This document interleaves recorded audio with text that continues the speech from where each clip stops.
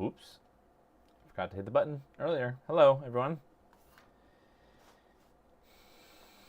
Yeah. We'll be done. We'll be done. No, I don't think. We will be done with the Wii after this. Not that I haven't been having fun, and I hope you guys have been having fun too, but yeah, I need to do something different after this. But we still have to finish the final stuff of the case assembly. I will show you what I did between last time and this time, and after that, this Wii was soft modded way back when, but it doesn't. I don't know where the SD card is or anything. Hey, Geometures.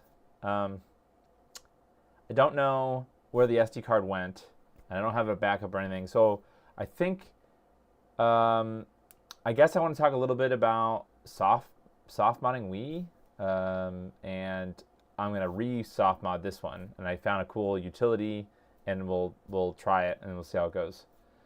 So we'll go over to the bench and we'll just kind of talk. I know everything is messy.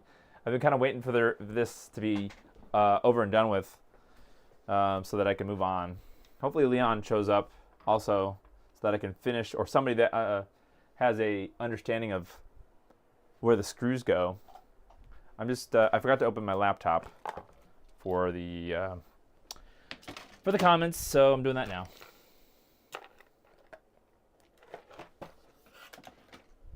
Do.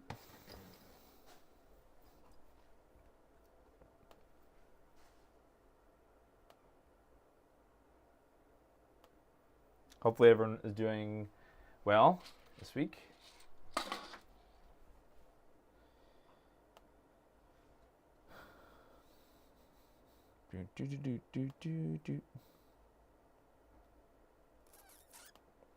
Just pulling up the video. Ooh, this is kind of overexposed, but it's got this plastic on it, so I don't know. I think we're fine. Almost there.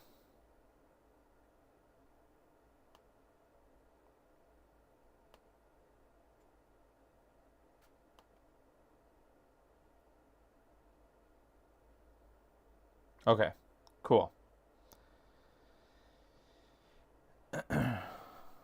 We've got the comments. Okay, so I will talk about what I did between last time and this time. I'm going to try not to wiggle the shell around because there's that square nut that keeps the battery, this battery tray thing in, and so it will pretty easily fall out. So I really don't want to flip this over, but I'll do my best to show. Can't really see it, but I did put that metal bracket in here, even though it's pretty much useless. I just didn't want to lose it if I ever decide to put this case, the original white case, back. Oh,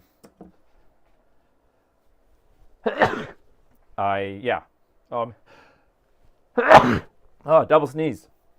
Yeah, so I put that back. I also put the two bracket things that Leon normally cuts when he puts that in there and he forgets. So, but I took it all down to the shield and put it on top. Not the right way, but hey, Bartleby.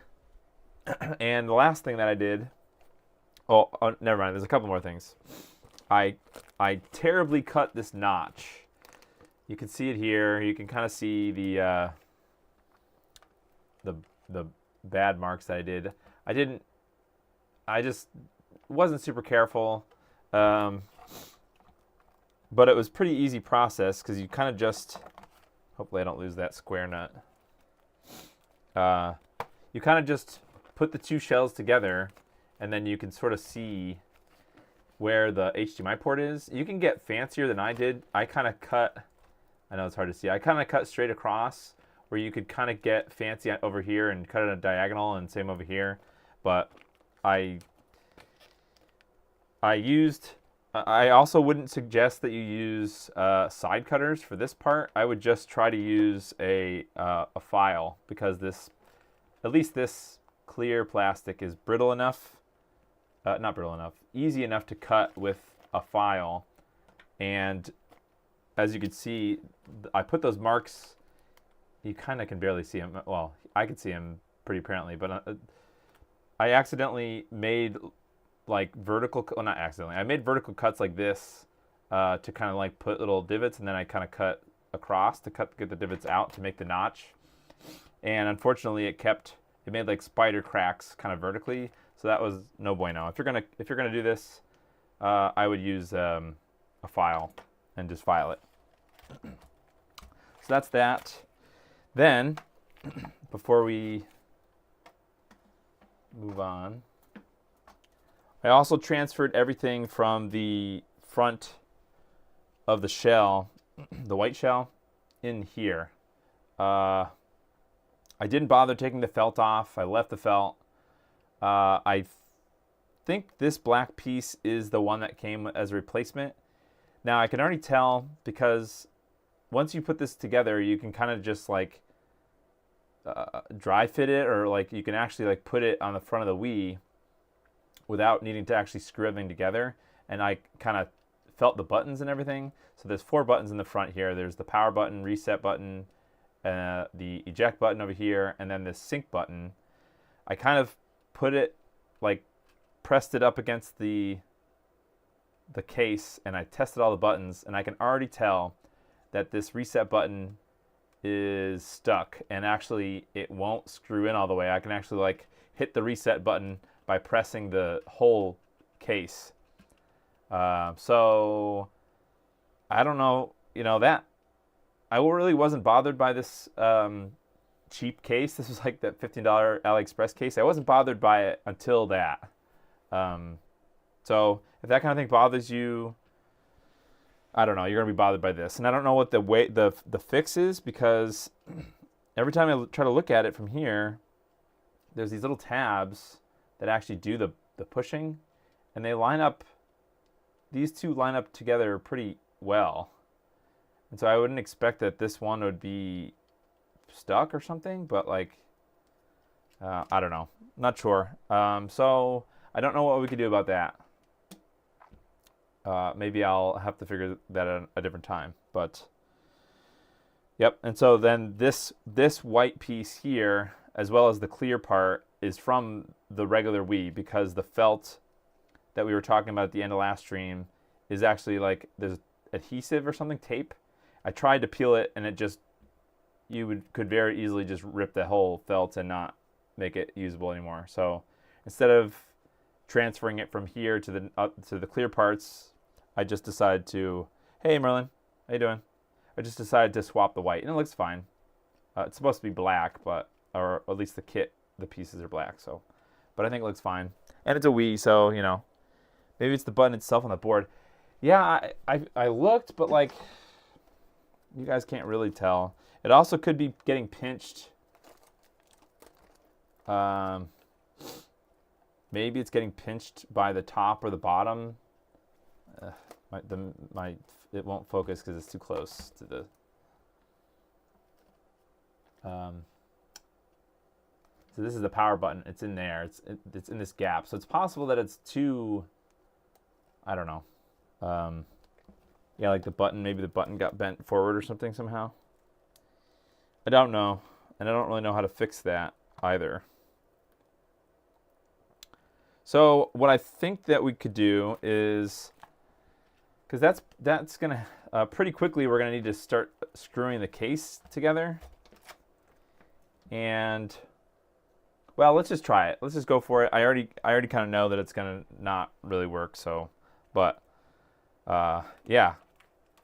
And Leon's not here, so all right, we're gonna give it a shot. I don't have great instructions for assembling the rest of this. Actually, I mean I do. I have this iFixit guide. Let's pull it up.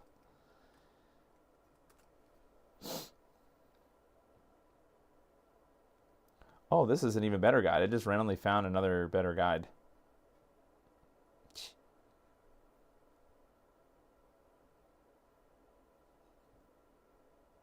Okay, so let's do like the side stuff, and then we'll leave that for the very end.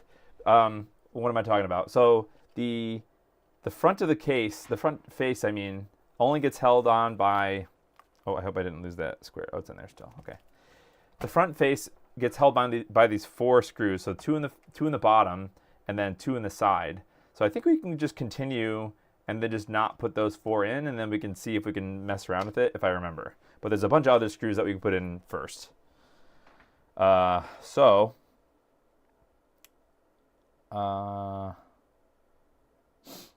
this guide is sort of crazy. Actually, you know what? Do I want to put... I was tempted to not put the top shield on.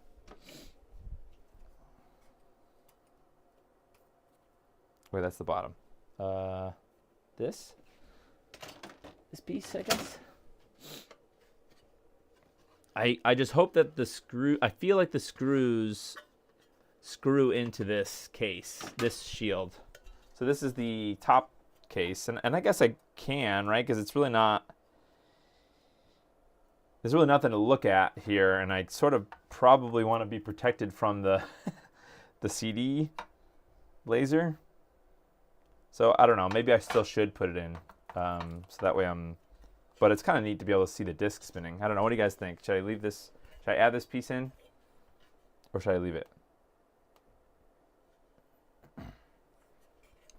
Let's see how would that fit.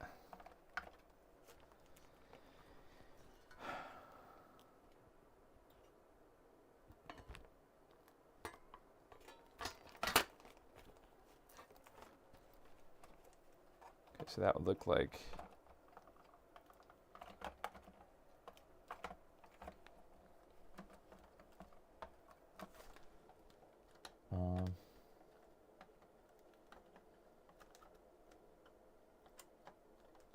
Oh, I had to put it in a slot. Okay. Oh, this is hard to do.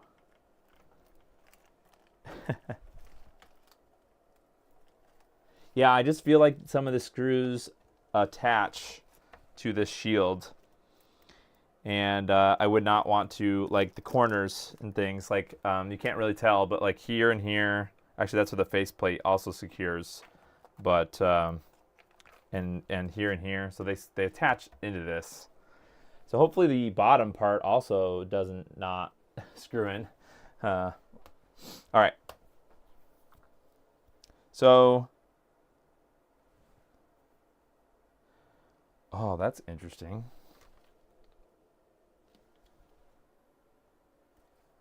So this guide actually says, okay, so I'm following a different guide. So let's go for it. So we're going to start on this side. There's 2 tri-wing screws. I have the rest of the screws. Actually, I have screws from the actual case itself. Maybe I should get those out. I'm going to put them over here. These are the screws that I got from Crazy Gadget.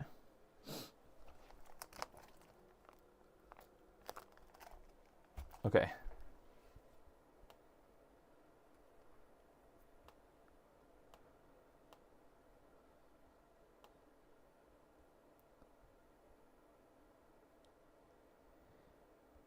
I'm just trying to... Okay. So they said there's these 2 8.2 millimeter tri-wing screws. So let's put these aside here. These little nubbins.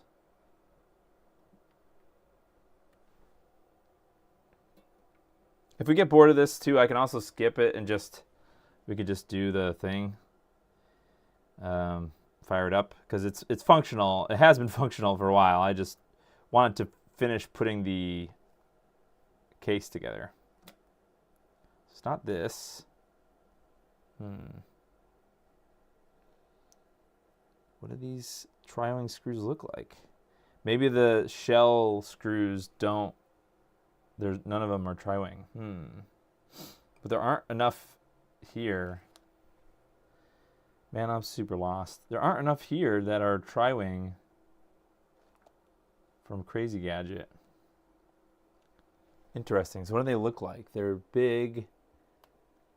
It's kind of hard to tell. Oh, they are tri-wing. Huh.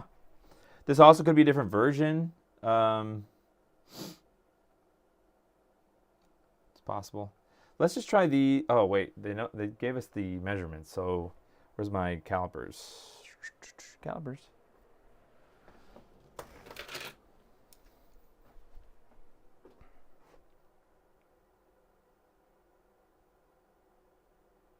Okay, these are not 7.2 millimeter.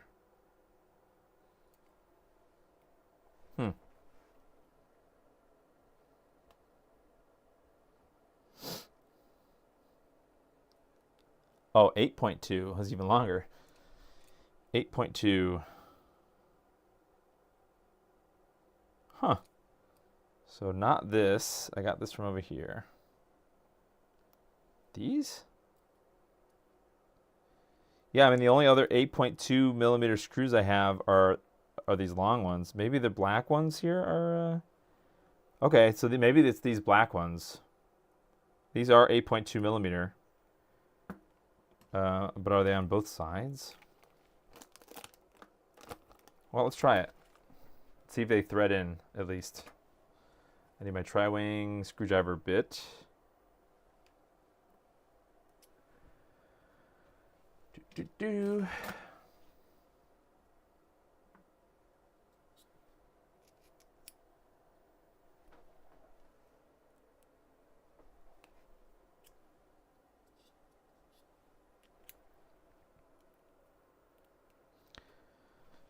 All right.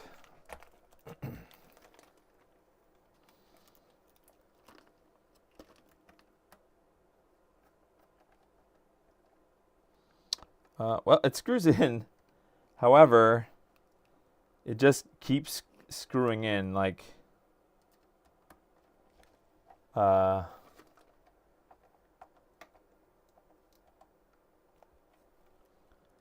interesting.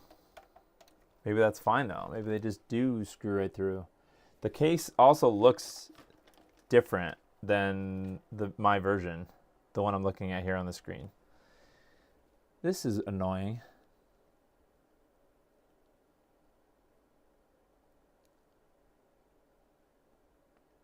Oh, there's another one there too. Do I have 3 of these?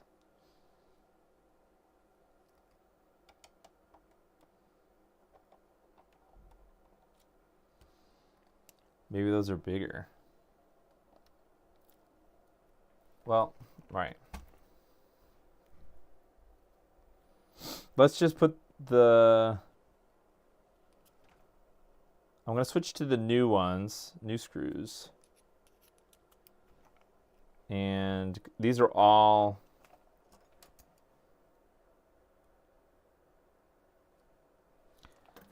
flathead. So maybe that's fine. Maybe the screws were designed for this case, and maybe that's a good idea. Just keep it the same. Okay, there's one. This seems like the holes are like there's like little gaps around the. Oops. There's little divots in the plastic that kind of looks like it is going in the right spot. So.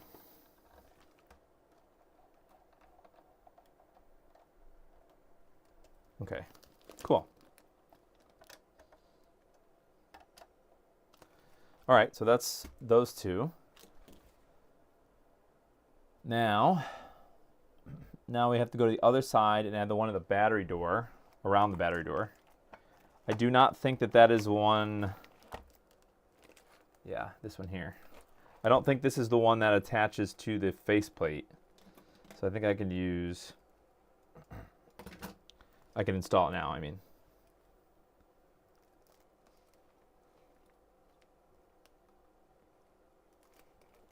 Just got to make sure that it's the right size screw. That one is longer. Interesting. That one maybe? Those are the same screw. Are these all the same size? I bet. Okay, well, those all look the same size. Here's a bigger one, but I don't think this bigger one goes there. Okay, fine. I'm just gonna send this one.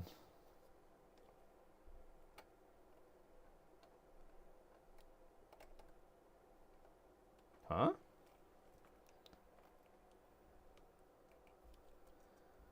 Oh, this is a different head?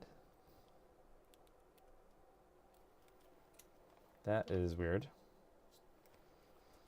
Thought I just screwed in those other ones. It's all the same thread.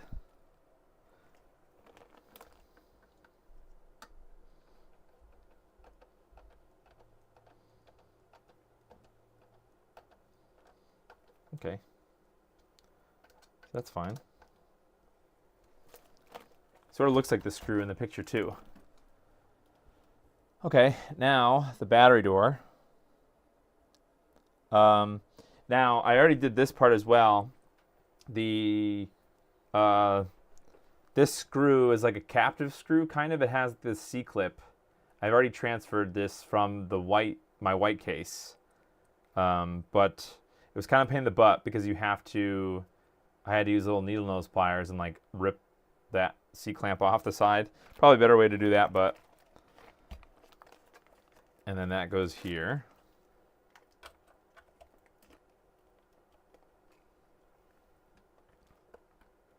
I know you guys can't really see what I'm doing, but.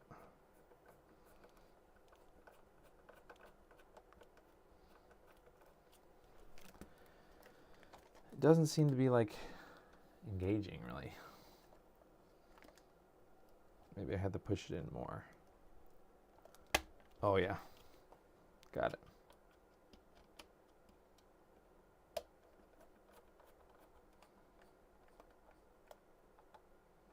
Okay, that's nice. Okay, battery door. Probably should have put a new battery in, but that's all right. Okay, now they said to put that on. And now there's two more of those tri-wing screws underneath the back.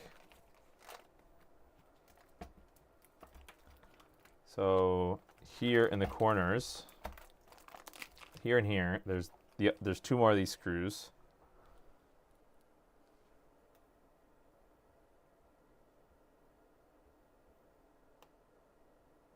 Hey Belmont, how you doing?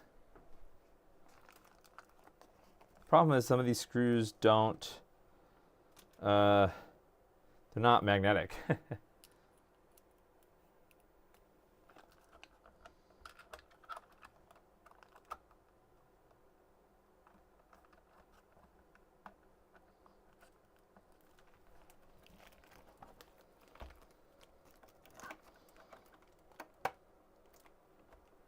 Sorry, I'm just.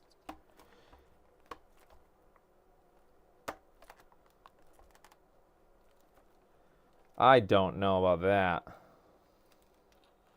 There are no threads in this, so it's possible that it could need more pressure. I guess that's probably what I'm going to need to do. Because I don't see any of those other threads, those other screws over here fitting. But I'm really, I don't know, I'm a little concerned with stripping it. But that's right.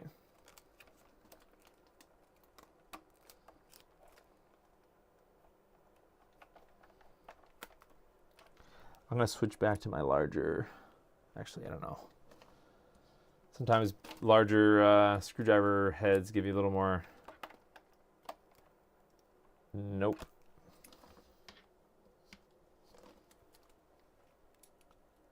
Went down for a nap and fell asleep for almost 3 hours. Yeah. 2 or 3 hour naps are goated though. On days when you need them.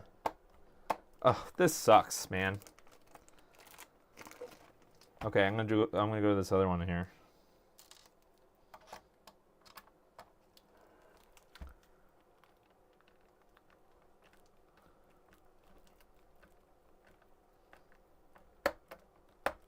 Problem is that I just can't.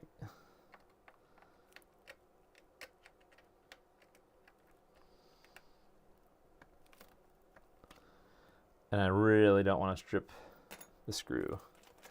Do I have a smaller? I may have a better, smaller screwdriver.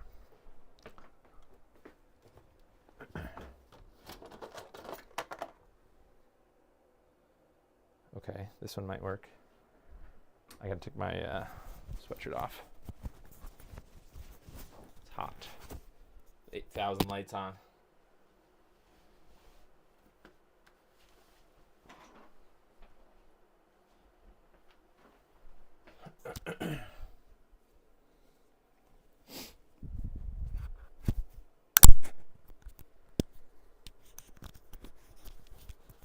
Okay, so let's see if this is a bit any better.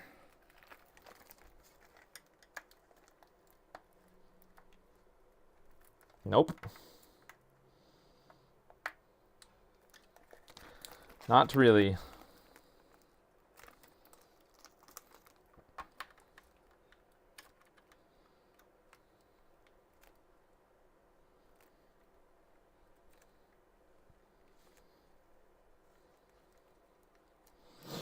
Well, I'm going to give myself like 10 more minutes of doing this, and then I'm going to rage quit to us actually using it.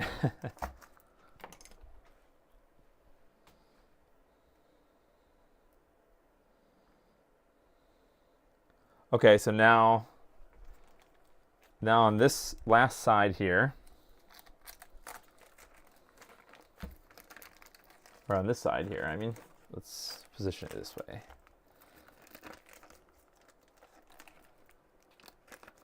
There's some stickers that I could put on afterwards as well. So 2 5mm Phillips and 1 tri-wing. Okay, so one of these goes here.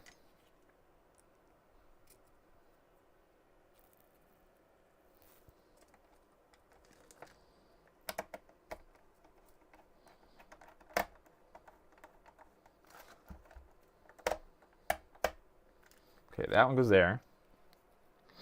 And now we've got 5mm tiny ones.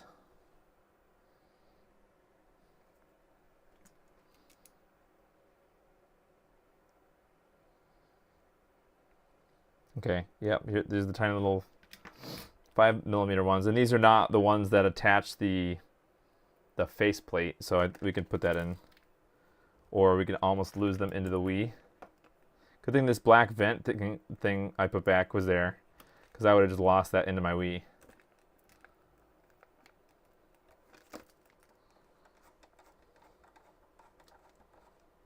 Okay, that's too small. The threads are too small.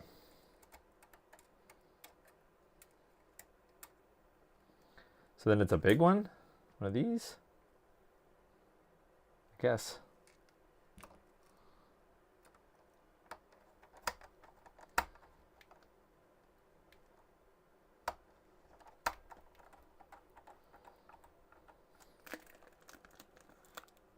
Okay, that worked. So those are big threads. Big screws, I mean.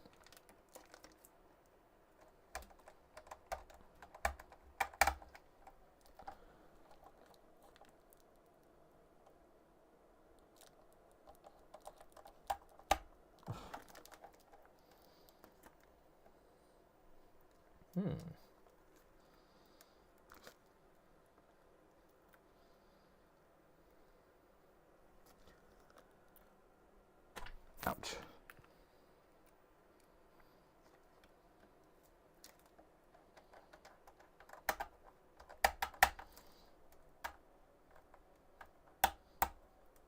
Okay. Don't think that was the right one.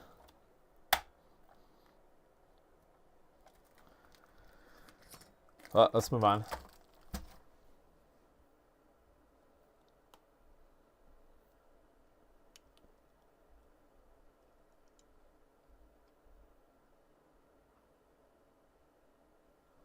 There's 2 more on the other side.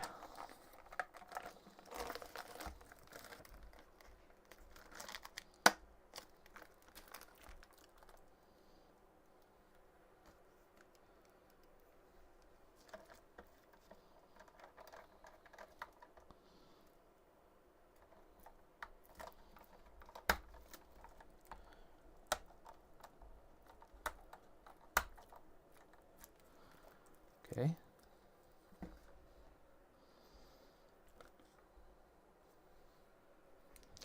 Oh, is this? Oh, okay, those are tiny.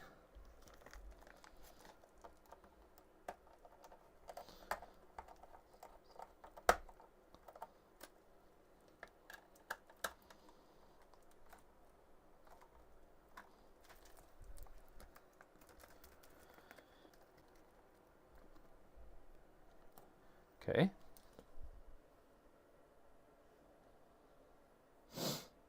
Okay, now there's this big black, the big side cover piece. I'm going to use the one from the kit.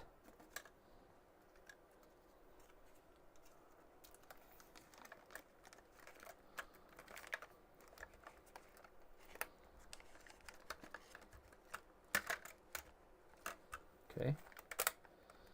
Crunchy. Yeah, probably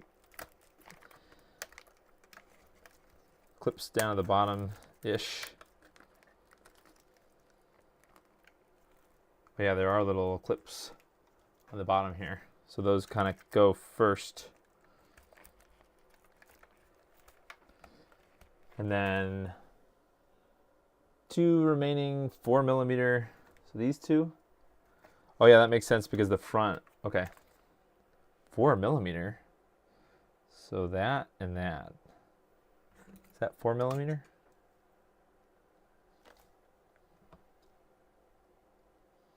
Yeah, I guess it is. Oh, it's a little bigger than 4mm.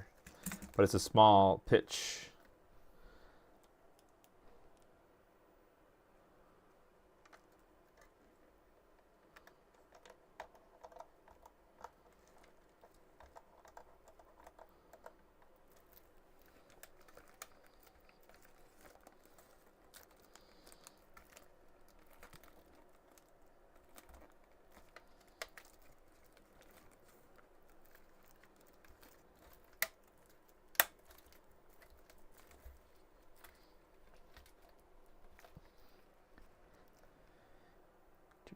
Do.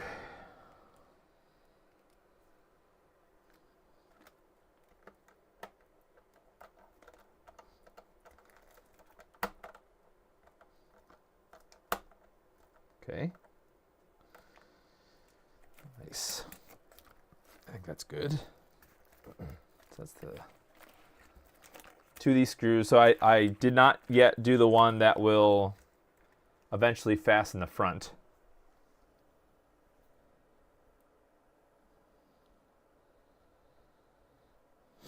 Oh, now we can put this the memory card covers on, or the controller and memory cards things on, covers on. Let's see how easy these go in. Here's the memory card one. Oh yeah, pretty easily. Nice. And then this one goes over here. Oh, does it have clear? Why does it look like it's a different color?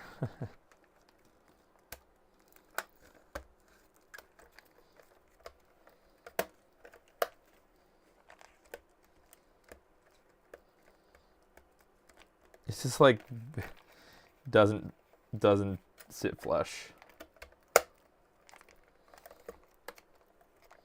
I'll have to mess with this part because I don't think it's sitting down all the way. That's just a matter of, actually, you know what?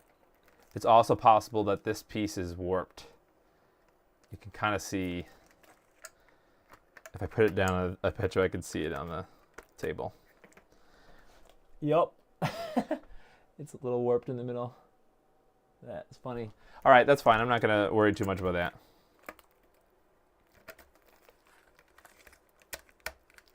Okay, there's that. Okay, now is the last part, which is 8mm screws. Oh, these big guys. Really, this fits through there? Holy cow, I guess it does. Okay, yeah, so if you follow the directions, you pretty much use all the, well, I mean, obviously you use all the screws. Let's see how it fits. The front fits now that things are a little more tight. Screwed together, I mean. So let's put the little fan wire.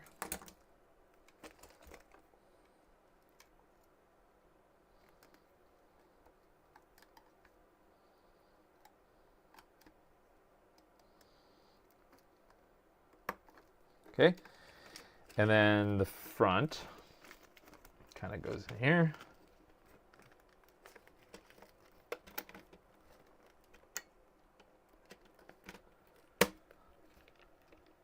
Yeah, so the power button works, the reset button doesn't. Oh, I mean, it kind of does.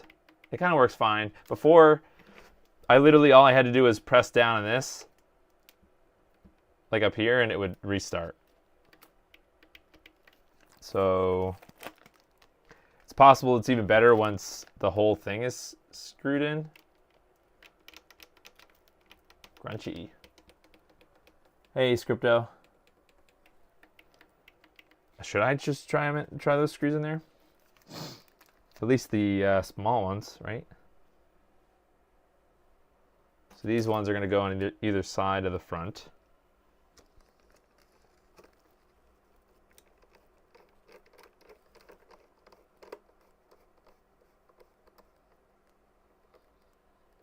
Okay. Ah.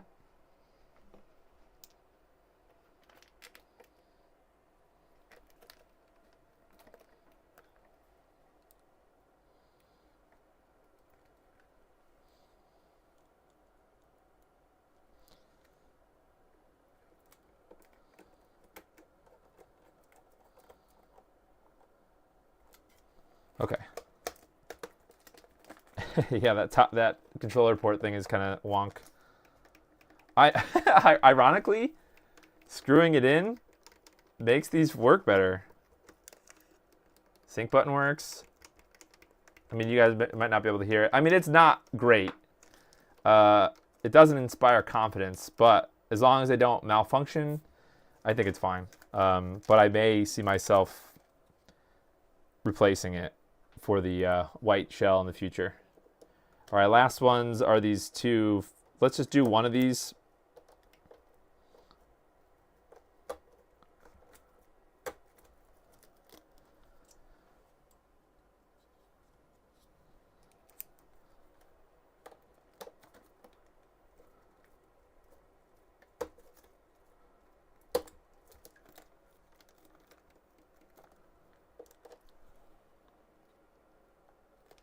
Are these possibly maybe not the right screws?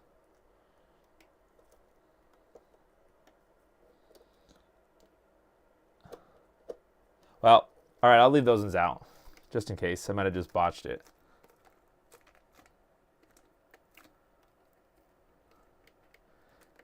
And then again, this reset thing is wonky. Okay, forget it. That's it. That's our Wii. Took a very long time. I'm getting rid of this.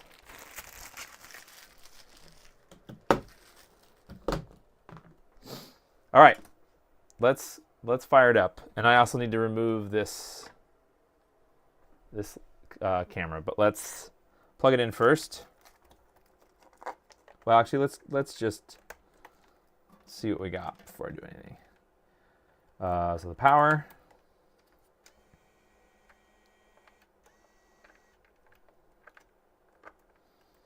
The Wiimote. Oh gosh. It doesn't.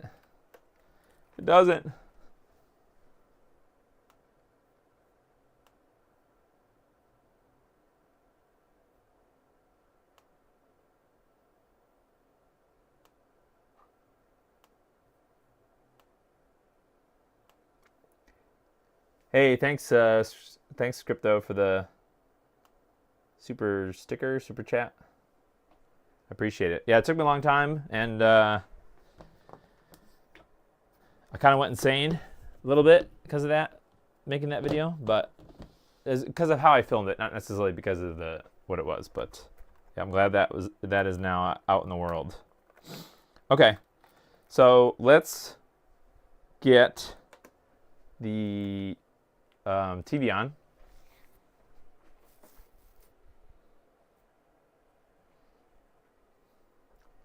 And then we can turn, switch to the game capture. All right, so this is going to be the Wii. The HDMI output of the Wii is going to go into the RetroTink, the RetroTink 4K. So, kind of spoilers. I've already had this up and running, and I just wanted to see how it was going to run, and I'll just boot it up. So I also, actually, you know what? Before we do that, I guess I wanted to say it already is working. Some people have had problems with like audio not working or video not working or something, and then they have to go back and touch up the solder points on the flex cable. But you know, with a microscope, it's like you can kind of tell that the joints are working well.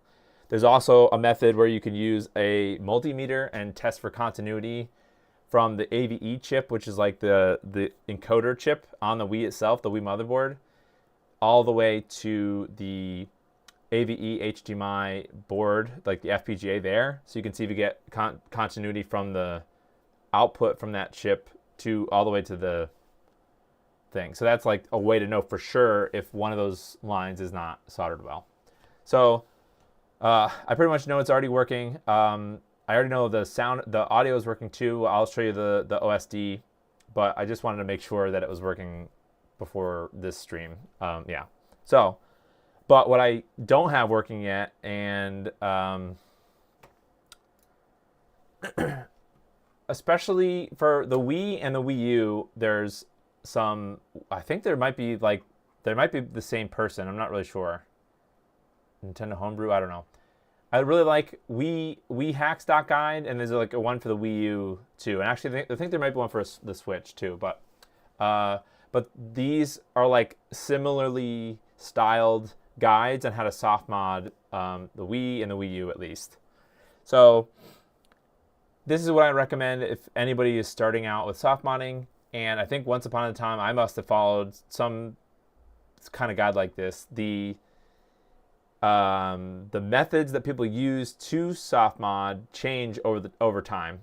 And so anytime so for example, it's been a long time since I've had this console started, and I want to like get it all the way up to date with the latest whatever, you know, like Homebrew channel and some other things. So, and if you don't know what any of that stuff means, it's fine. You don't necessarily need to know any of that stuff. It's not required for the AVE-HDMI at all. I'm just saying I wanted to do this to my Wii, so like that's one of the things that we're going to do tonight. So it's not related to the AVE-HDMI, not required at all. We could fire this up now. If you have disc games, you could play them. No sweat, no problem. But I figured while we have it working and running, I'll go through the OSD, but I'll also get this soft mod setup working. So it had been a long time since I've been to this site for the Wii. Actually, not really a long time, but at least since I did the Ishida series, because I soft modded a Wii for the Ishida. In fact, that's actually why this particular Wii was apart in the first place, is because I just bought a motherboard to do the Ishida, a CPU-40 motherboard, and I used all the other guts from this Wii to soft mod it. But there's this interesting automatic setup. It's not really automatic, but it's a Windows utility, like a console app. It's called BootMii.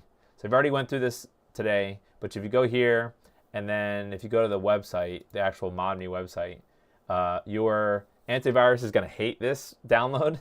So I had to disable mine to even get it to run. So it's up to you if you decide whether or not that is worth potential virus just to download that file. There are other methods. I think way back when, the method that I used was called Letter Bomb, something like that. But there are other methods, like there's this Wii brand and then STR2 hacks. I'm not really sure, but I would recommend just doing the easiest one, which for me was this ModMii. So you download this ModMii utility by clicking this downloader here, and then you install this thing, and it's like a command line utility that has a bunch of options. So it's going to ask you like, what are you looking to do? Is this a new modded system? What version is it running? What version do you want it to run? What are you looking to install? And I just kind of did everything, like the default everything sort of. So we're going to run through that and see what well, I'm hoping it'll update it if I have an existing one. So I know I have at least like BootMii is installed, I think. And I'm not really up to speed on all the latest and greatest, but some of them are helpful. Like BootMii, I think, is a way that you can, well, I'll show you because it pops up right away. But it will let you dump your NAND and make a backup of your NAND, which is, if you have a NAND backup and something does happen to your Wii and it bricks, you can use the NAND backup to flash it back to stock, and that should unbrick it, if that makes sense. So it's kind of important to have a NAND backup if you're going to be messing around with anything soft modded related. So the output of this app, this ModMii thing, is just a folder that you copy to an SD card. And way back when, you can also use soft mods to load game backups. So if you want to download your own or rip your own discs and then be able to play them without the discs, I remember being able to do that with a USB drive way back when. So I think I had like a 3.5-inch external hard drive connected to my Wii to be able to play games from it that way. But apparently you can just use an SD card now, and it probably makes sense that SD cards are a lot larger than they used to be, right? When I first did it, I think like you could get like 2 or 4 gigabyte SD cards maybe, and then that was like ballin'. Like if you had a 2 gigabyte SD card, that was like big. And now this is a 32 gigabyte one. So I think you can run games, backup games, off of this without needing an external USB thing, which is cool. I thought I was gonna have to do that here, so I should be able to run. I have a game on here. I have Mario Galaxy. So if we get this working, we can play Mario Galaxy from here. But let's go back over to the bench and let's run through. We got to go into the homebrew channel and run some updater. So let's go back, or let's go to the game. So I'm going to turn this on for the first time. Oh, wait, I didn't put my, forgot to put the SD card in.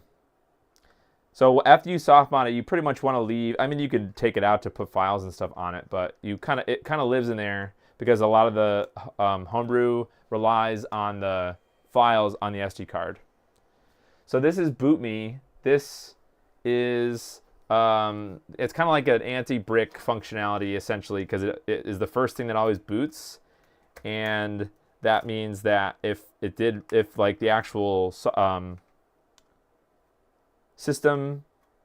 operating system, whatever crashes or something, you can get into here and flash the NAND back. Well, one thing that's actually interesting is you can see it's flickering a bit, right? Like if you look at the bottom, and actually the logos, if you look at the logos, so this is interlaced. This is the default standard definition Wii output. So that's working, which is cool. And it's working seamlessly through the 4K, RetroTink 4K. I didn't really have to do anything to get it to work. I mean, it's just kind of doing the default thing. So before I make another NAND backup, I do want to do that. I don't know if I'm going to do it now, but I want to come back to it. But let's just boot into, actually, let's just go to the homebrew channel.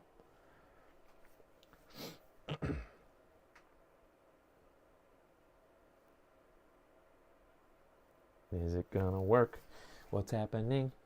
Maybe I needed to boot to the software. Okay, I don't know what's happening. It's possible that it's an old version of BootMii. So let's just restart, and I'm just gonna go right to the not the dashboard, whatever you call this default Wii thing. Okay, so also I think with BootMii you can only use GameCube controllers or something like that. So I have a GameCube controller plugged in. Also, we're going to need a GameCube controller to get into... Oh, let's talk about that first, actually. All right, well, let's get into the menu. You're going to need a GameCube controller to configure the AVE-HDMI OSD. So before we do anything with Homebrew, to open up the AVE-HDMI OSD, which is important because you need to turn on audio. So it's going to be disabled by default. So hold down... So this GameCube controller is plugged into the controller port closest to the front of the system. I think that must be controller 1. But if you remember to the first video we did this, we soldered a wire to this data pin for this controller specifically. So the combination to open the OSD is left, right, and then Y, X, and hold it. And then this will open. This is GC Video. So this will look familiar if anybody has any other GC Video products. It's pretty much the same thing. The only thing that I'm interested at the time in here, really there's not that much that's interesting in here. But we want to go into, what did I press? Excuse me, output settings, and then we want to turn enhanced DVI mode on. And now you should be able to hear the background music. And then you go to exit, and then we want to store settings, and that's going to save that to the AVE-HDMI. So at this point, I mean, I would consider that a win. Everything's working. The colors look fine. It looks nice through the RetroTink 4K. Let's get out of here. It also will respect the... I have my sensor bar. It also respects the, like, if you have your Wii in 4:3 or 16:9. So this widescreen settings, if you set it to standard, you could do that, right? So you could just do boop and yep. Well, it's stretched because of the RetroTink 4K, but then we can hit the button on the remote. Where is it? It's my RetroTink remote. Everything's gone. Where's the RetroTink remote? Oh, it's in the box down here. We just hit the auto crop on the... This happened before where it just doesn't want to do the cropping. It's in here. What, HDMI? No. Back. Advanced settings, scaling, cropping, and then up here. So we can switch that to 4:3. I don't know. So we'll just do that for now. But now so it'll work with either thing. And that's pretty much it for the AVE-HDMI. I mean, mine's working well. It looks really good. And the other thing we could do with the RetroTink, I guess, is turn on a picture profile. What do we got? Is there one for the Wii? Here, yeah, there is one for the Wii. Sure, Wilding Pixels.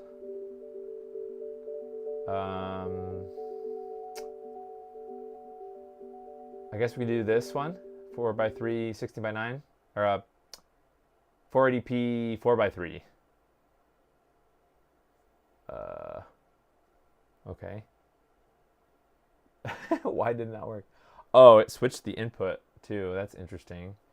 So is this gonna work if I switch back to HDMI? I don't really mess around with settings at all. So that I guess that's working, right? It's possible that the profile is different between the HDMI or analog. So don't really know. Hey Tim. Just wanted to give you a heads up that the U10 wire located in your Ashita build isn't the correct solder point. U10. Oh, Leon. Force 40p on the Wii? Before I do anything. Leon, where were you before?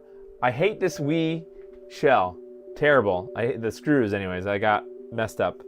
What do you mean force 480p? I did that, right? So I went here. You're talking about this, Leon, right?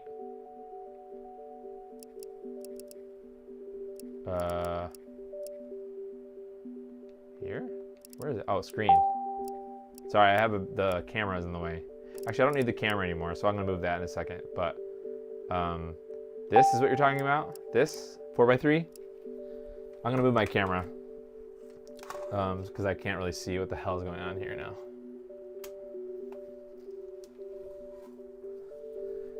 I just don't feel like the screws on that kit are very good, and it just didn't feel like it was going in well.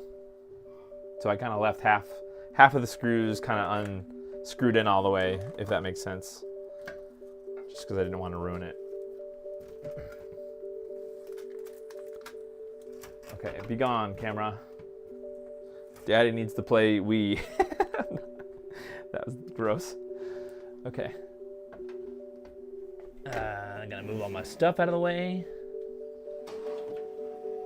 Okay, nice. Now I can actually see. So I think that's what you meant, right? No, the one setting under this. Use the stock screws. Well, it's too late for that. I'll probably go back. I don't think I have all of the stock screws, but maybe I do. But it also, I might also have reamed all the holes out, so I don't know. But I kind of did it somewhat most of the way. Yeah, oh, okay. Anyway, so wait, one below this. Let's go back. TV resolution. Ah, this. Yeah, okay. I did that already. The Wii jiggle. Yeah. That hashtag HD Rumble. I also, where's the sensor bar positioned?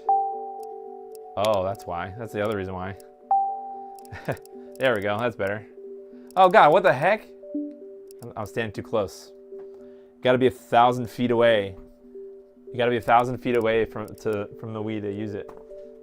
Okay, I think we're good then, right? So now,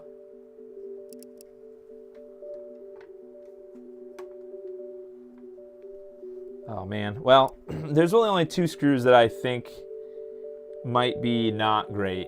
So I'll worry about that another time. So now let's go to the, I need to, according to this ModMii, I actually can pull it up. I have this, I'm following, for those who just joined, this Wii was soft modded a while ago, but I wanted to like update it. So there's this ModMii app for the computer that's like a console app that prepares an SD card, has like all the latest stuff. So, and then there's a section where we can go and re-update anything that's here. So I already have the homebrew channel, so this has already been soft modded once. We're just going to go in here and then run that thing again. The other thing, go to the GC video, disable the pop-up window every time the resolution changes. Hold on, we can do that in a second. I just want to get this fired up. Okay, if the Wii has BootMii, oh.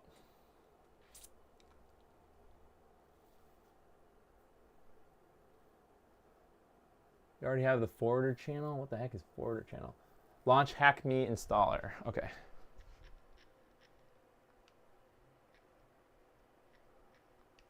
Give me the wiggle.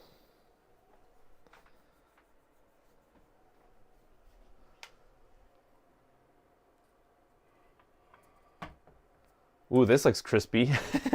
Just like the stock dashboard doesn't look good.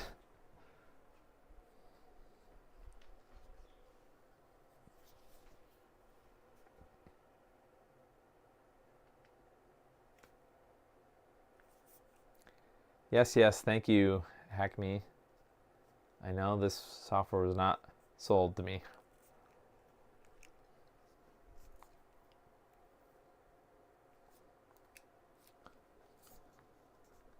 Okay. Test results are in. Using iOS. Don't know. Homebrew channel, BootMii can be installed. Sure. Let me just read the menu, or read the thing here. This will load the HackMii installer. Okay. Reinstall and or update homebrew channel and BootMii. Okay, fine. So go to Homebrew channel. Sure.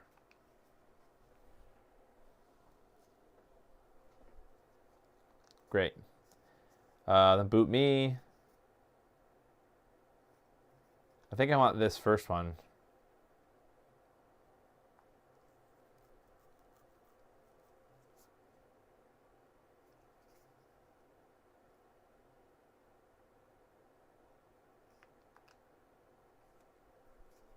Yes, BootMii.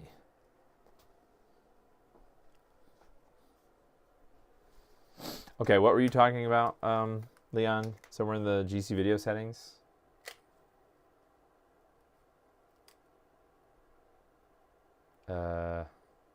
Mode pop-up? This, probably?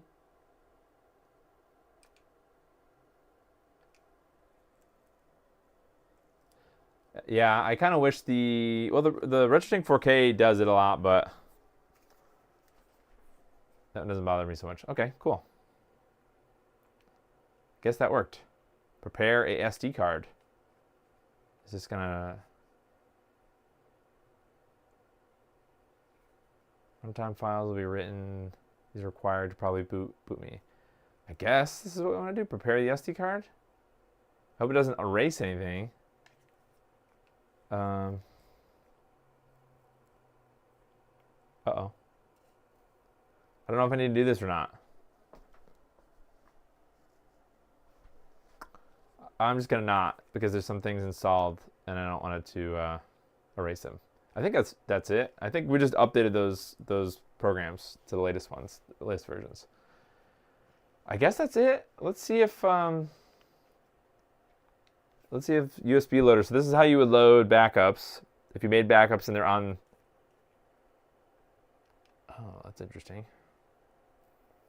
I've not used this in a long time, so I don't know how it's gonna, if it's gonna work. I have a game on the SD card, but before. Oh, brother.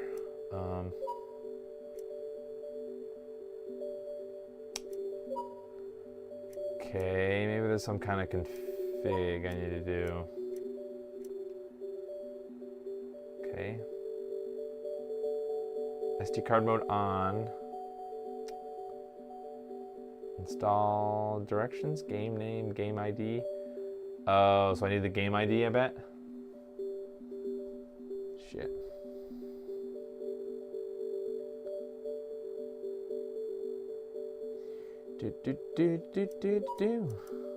Okay, well, that is interesting.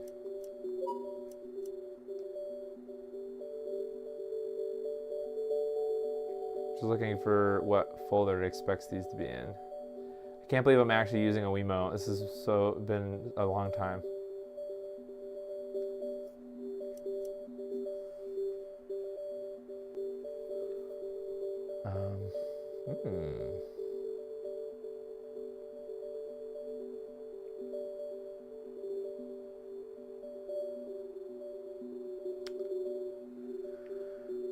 Titles path? USB loader G. Oh, okay, maybe that's. Maybe.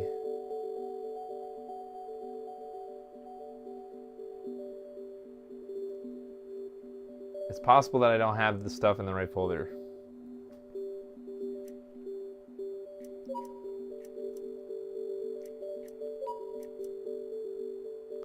Well, that's all right. I guess I can't.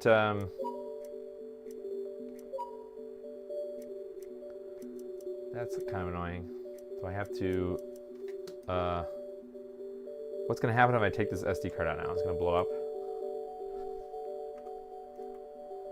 I'm just going to run it over to my computer.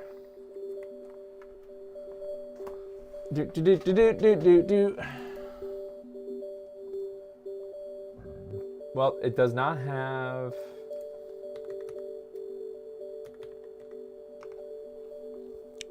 What folder does it expect these things to be in? Sorry, I'm here. Just using the computer for a minute.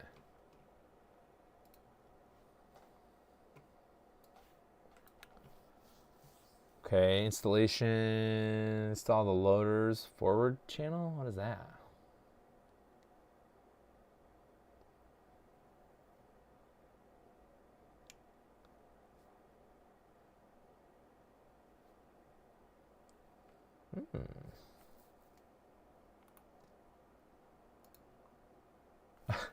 I found an article that says you can't using USB loader GX for dummies. Perfect. It has me install this CIOS thing. What? I don't know if I need to do that. Oh, let's go back to the, maybe there's more things that I'm missing in the ModMii guide.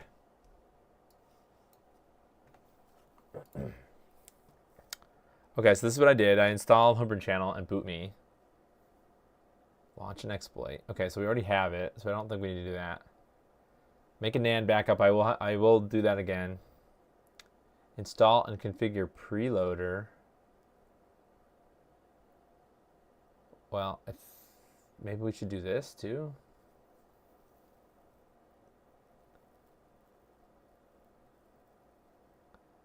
I didn't do this stuff yet, so I'm gonna keep following the guide. That sounds good. So let's install Preloader because I don't think I've ever done that here. Although it's probably the good time to do the NAND backup now, but it's gonna take a while.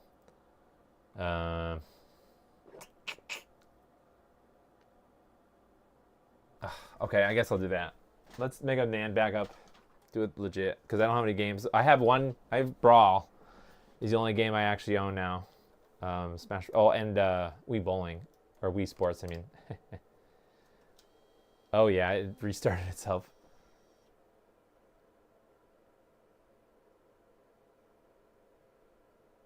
Why did BootMii not load? That was interesting. BootMii totally loaded before. Maybe it's because I only restarted it and not turned it on from scratch. Let's try it again. Yeah, what the heck? BootMii hates that. So maybe I needed to prepare the SD card. Let's do that, I guess. I hope I didn't mess this up. I mean, you can't really mess it up. Well, you could brick it, but this part I don't really think is very easy to mess up. Although obviously you can if you don't know what the heck you're doing.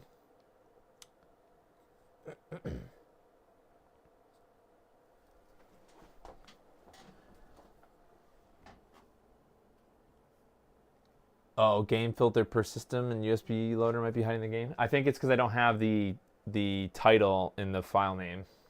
That's annoying, but most Nintendo stuff is that way.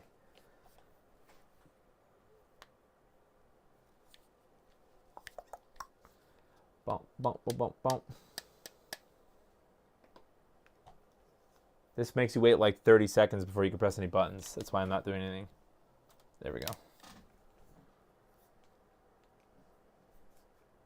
Okay, so let's go to BootMii. I guess we'll do this. Prepare the SD card. It's possible that it was those older files or something. Oh, look, it says creating directory BootMii, writing BootMii. Okay, skip file exists. Okay, so I guess it's probably fine. Okay, so that, I believe, is what I didn't do. Now if I restart, let's try it. Oh, gosh. Literally cannot hold the reset button. Well, I need to take the front cover off because now I can't. I might actually just swap the white case back because I can't. This case is a little bit too jank for my liking.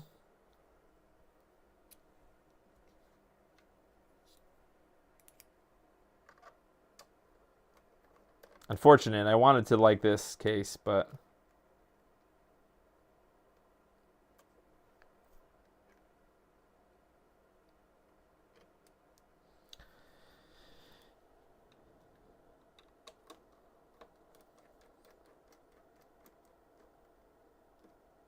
or maybe I'll just buy another one and see what the quality of the other one is.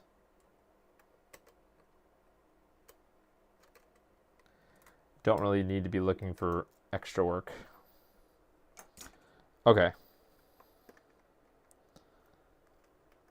Now I can actually press buttons. Nice.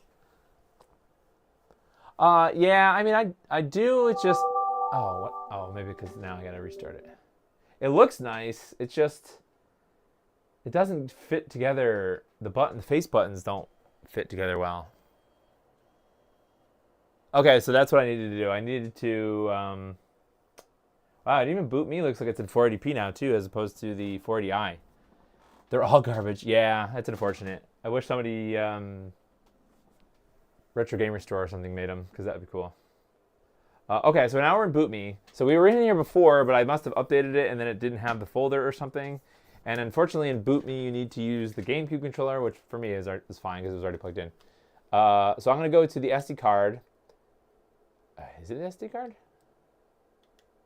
Or it's the cogs? Yep. So this green arrow to the SD card is a NAND backup. So now we're going to, this is making a copy of the Wii BIOS, I guess. So like the NAND is like where all the Wii startup files and everything is stored.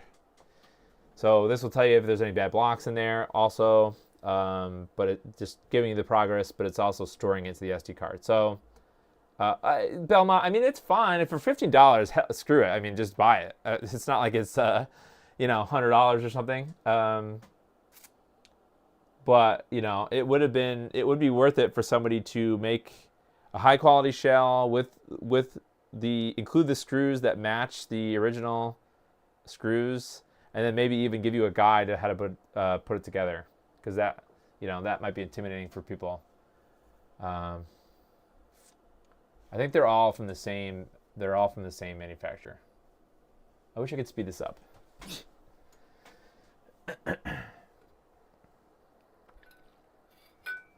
Well, while we wait, because we can see it in the background here, we could talk about computer stuff. So next stream, I'm going to be working on it's going to be a PCBWay stream. I'm going to be working on the version 2 of the Pico Gus. I know we've already did the Pico Gus once, but I wanted to do the 2.0 version because I think that's the superior version because it has the USB port. So you can do USB controller emulation, and it has a wavetable header. So that would be interesting to mess around with. Then I kind of want to just do a computer stream. I saw I bought a new PC. So yeah, I don't know why. I don't know why. I've been looking for. I wanted to buy the same. It looks exactly the same. It's like literally the Gateway must have used the same exact case and just put a different sticker on it. When my dad bought our computer, he didn't get a Pentium. He got a Pentium Pro, which is kind of like it's like a workstation / server processor for that era. It was better than the normal Pentium at the time. But then eventually that Pentium Pro architecture became Pentium 2, which I learned was the first Xeon. It was Pentium 2 Xeon is what they called it. Okay. Pentium 2, there was two versions. There was like the Xeon, which is the high-end fast speed. Then there's the Celeron. So the Celeron and Xeon started at that time at Pentium 2. Anyway, so I was just kind of Googling. When I Google for computers, sometimes I put in like, you know, I put retro computer sometimes into eBay or vintage computer. Sometimes I put like 486 computer. I'm just looking for good deals. I think if you're getting into it, you know, I have a collection now of computers. I have 286, 386, 486, Pentium. I have a Pentium. No, it's not a Pentium. It's a Athlon 64, but it's like 900 megahertz. So it's like equivalent to like a Pentium 4. But now I'll have I think this might be actually a Pentium 3, but it's the slot. It's a slot CPU, slot 1, I believe. So actually, I have a motherboard here. So I didn't really need to buy one. I had this motherboard. So this is kind of an interesting era of computers, because about this time, so basically Pentium 2, maybe at the tail end of Pentium, they started switching from AT to ATX. So that's where you get things like you won't have to use like a serial mouse anymore. You got PS2 mouse ports on them. So like this is a weird motherboard because it has just the old AT style. Yeah, so Leon, you're right. It was out at the same time, but it was not necessarily. It was a different platform. It was a different socket. Pentium Pro is socket 8. That's actually the only. I think it was the only CPU that fits in socket 8. So socket 5 and 7 is Pentium, and Super Socket 7, but socket 8 was the weird one after the initial launch of Pentium. But I haven't yet to find another of those Gateway 2000s that had that processor in it. So it's a completely different motherboard. Anyway, so this is an interesting motherboard that I got from my girlfriend's brother had it. He used to work at a computer store, a local computer store. And this is sort of an interesting motherboard because it has a lot of both AT and ATX features. Actually, you can see here it has both the AT style power connector and an ATX style power connector. And you can't really tell super well, but there's a bunch of headers here. The top one is a parallel port. So this long one at the top is a parallel port. These two here are serial ports. But then this guy is a weird, they call it an ATX form card. And they're pretty rare, and I'm trying to find one. They're cheap. I mean, they're not really, there's not much substance to them. But basically, this is like a breakout for PS2 mouse, keyboard, as well as USB ports. So this motherboard supports USB, but it doesn't have any. The only plug you get is the AT style keyboard connector. So this is a very strange. It's like a bridge between AT and ATX. So you could put this in an AT case, but if you had all the features, so it has this AT form card, so you get the PS2 mouse and keyboard and the USB ports, which is really huge. But you also get down here, there's some kind of an onboard sound chip. It says Sound Pro. But there's also a digital audio breakout. This is a different breakout board also. So essentially it's internal audio. So this is a really interesting board that has, I mean, it's got it all. It's got AT, it's got ATX, for inputs. It's got two 16-bit ISA slots. It's got PCI slots. It's got an AGP slot. It's got onboard IDE and floppy. So this is crazy, and I kind of wanted to use this instead, but this is a Pentium 2 300 or 350 megahertz. But for the price of a case, like I don't have a case to put this in right now, and all the other stuff to get it going, it's like I could buy a whole computer, and that's kind of the most cost-effective way I think right now is to just buy a whole OEM computer. If you don't have anything and you really wanted to get into vintage stuff, the best deals are just like, think about the era that you want to buy a computer in, like Pentium 2 or something, and then Google that, like Pentium 2 computer and eBay, and then just check the prices and see which ones are like lowball, which ones are low. Oh, we're almost there with our Wii NAND. You could build a small vintage PC with this motherboard. Yeah. Oh, yeah. My idea. This is a 386. Actually, this is I can't say that I don't have a case. This is the Tech Ambrosia test bench. It's kind of cool. So you could put an full-size ATX power supply on the bottom, but then it has holes for AT motherboard. So this is a 386 motherboard. Only, unfortunately, two screw holes line up. But look at the form factor. This is a soldered-on 386 40 megahertz chip, so that's pretty fast for 386. 386 is not that fast compared to the 486. 486 double. For the same frequency, you get double the performance of the 486. But I was trying to think, I could very easily build a 3D print an enclosure for this based off of the Micro 8088 computer. So this is a DIY 8088 computer build that I'm eventually I will get to, but I want to build a 3D print an enclosure for this. but it fits a lot of stuff, right? So if I build one for this, I could pretty easily make it a little bit bigger for that Pentium 2 board that I've got there. So I've got plans to see what I can do.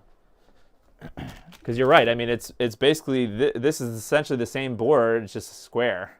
And it's got tons of I/O. So this would be a sweet, compact Pentium 2. I mean, Pentium 2 is you know, faster than Pentium. And it's, for the things that for the games that I like to play, you know, basically like Doom and on, like around that era, that should be great. So,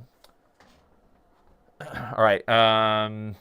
You can mod an ITX case for this with a Pico power supply. So yeah, I'll have to. I do want to get a Pico power supply. I have seen that people use ATX cases. I don't know whether they're just punching holes in them or putting, not punching holes, but putting the standoffs on there.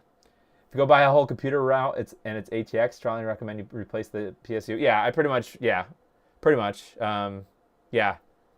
And thankfully, the AT computers that I built have ATX size. So this is my 486 computer down here that you can't really see. Has a normal ATX sized hole in the back. While it won't straight up plug into there. Actually, I don't know. Is that motherboard? That motherboard might have ATX. No, it doesn't. But you can get those, you know, simple. Actually, I've got one on this other adapter to plug into the AT. All right, so I'll shut up and I'll go back to this. Oh, it's verifying. Never mind. I thought we were in the clear. So I got 3 bad blocks, possibly more because I didn't see what it was doing in the top there.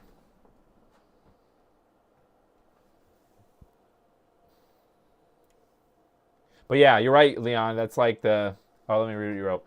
Pentium Pro even looked weird. It was a big rectangle. Yeah, that's the socket 8. Most were sold with 2 or 4 socket motherboards. Yeah. I haven't seen what those look like, but I mean, you know, server stuff was big then. It's kind of interesting to think about. Like that was the era of like using a standalone computer, like not a rack mount server. It's like here's you can just have your server running on a full tower. You know, put a bunch of drives in it. Like that's probably the advantage of having those big cases, big steel cases. Is they're very durable. But yeah, I'm excited for that. That's sort of a weird HP. It's called the HP Kayak. Never heard of that before. But it was sort of like a server kind of. So one of the things that I find that's cool is you can go into, so like if we go to,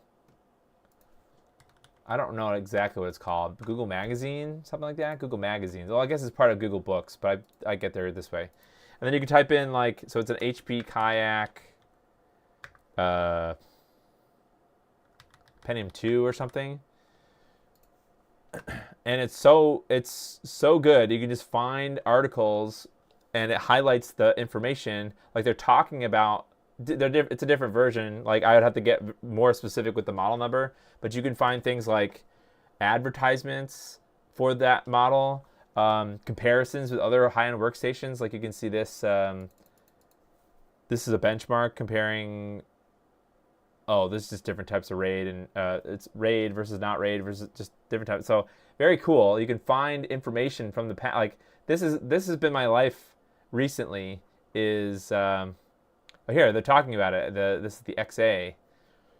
So very cool amount of a bunch of information. So if you're looking for comparisons, if you're shopping for an OEM build, you can go in and you know it'll give you if an eBay seller is kind of iffy on what specs are in the machine, like they'll just say, oh, it's this model, but they don't tell you like what video card it has or what sound card it has. You can always type it in here, and you might be able to find an advertisement that listed out the parts, and you can verify if they're still in there. So that way you can kind of maximize. If you're going to buy a whole machine, you're going to buy a whole OEM machine, it better damn have all those parts listed for your money, you know. Otherwise, you just look for a different listing or just wait. Put a search thing. So that's kind of been my life now, is like looking for good deals. I would not say that thing was a good deal that I had, but it wasn't not a good deal. It was just not a great deal. Okay, so we got our NAND back up. Oops, we need to do our controller here. Cool. So that's all I wanted to do in here. So now we can go back to, will the homebrew channel load from here? It didn't load before. I wonder what. Oh, hey, it worked now. Okay, I think we have to load what? Preloader now? I'm just going back to the ModMii thing. Yep, install and configure Preloader. Okay, so let's launch. Preloader is a different, it'll go before BootMii even, I think, but you can't really see it unless you hold down a button combination. Please read this carefully. This program/tool comes without any warranties. Got it. Press +/A to install or update Preloader. Do I have to do both of those things? Oh, what? +/A. Okay, whatever. Press A to exit. Okay, we're good. Nice. I guess that's it, right? Is there anything else I have to do? Hold down the reset button. Oh, it wants us to go into it. Okay, so let's hold down the reset button, which would have been impossible with the case screwed in. Oh, look at that. We're into Preloader. Okay. From the Preloader menu, go to System Menu Hacks. Recommended hacks. Block disk updates. Block online updates. Region-free everything. 480p graphics fix. Remove deflicker. Where's deflicker? Down here. Wii MMFI patch 4.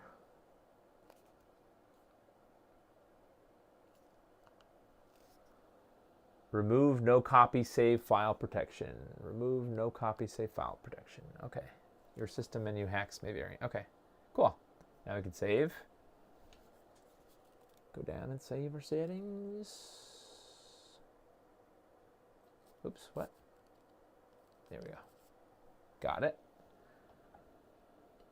Optional auto boot a USB loader channel instead of the system menu. No, I don't want to do that. Okay, navigate the homebrew channel by press A. Wait, do I just press B? Okay, there we go. Homebrew channel. Nice. Nice. Okay, that worked. Now I have to install some WADs. Okay. We've got to go to YOM ModMii Edition. I recommend if you are going to do soft mod, I would make sure you follow every step. Don't just like get to homebrew channel and stop, or like don't get to like BootMii and stop. I would go down the entire, like if you're going to do the ModMii wizard guide thing, follow everything before you start using it. Yeah. Okay, so on here, install your custom list of 44 WADs. Select source device. Yeah, this is right. Press A. Huh? Did I choose your source and then press A? Install your custom list of 44 WADs. Oh, press plus for 2 seconds to select all the WADs in the folder. Huh? Oh. Do I have to go down to WAD? I don't understand. Oh. Press plus. Oh, there we go. Got it. And then press A to install.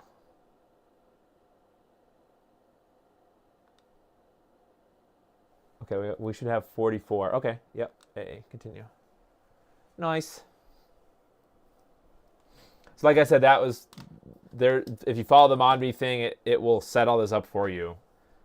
So you don't have to like guess. But and then it actually makes this HTML file that has custom instructions just for the settings that you chose. So I thought that was a really cool thing. I really wish it wasn't you know, I don't think it's a virus, but like, you know, your antivirus is going to scream at you.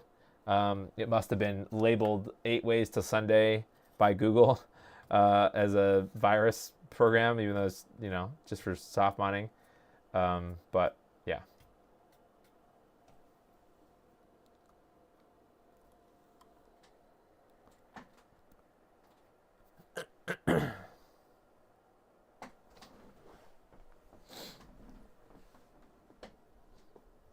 Actually, I didn't even research if this has the same screw hole. This might actually have the same screw holes as ATX, because that would be cool if I just put it into an ATX board. But I'm looking for that ATX form card.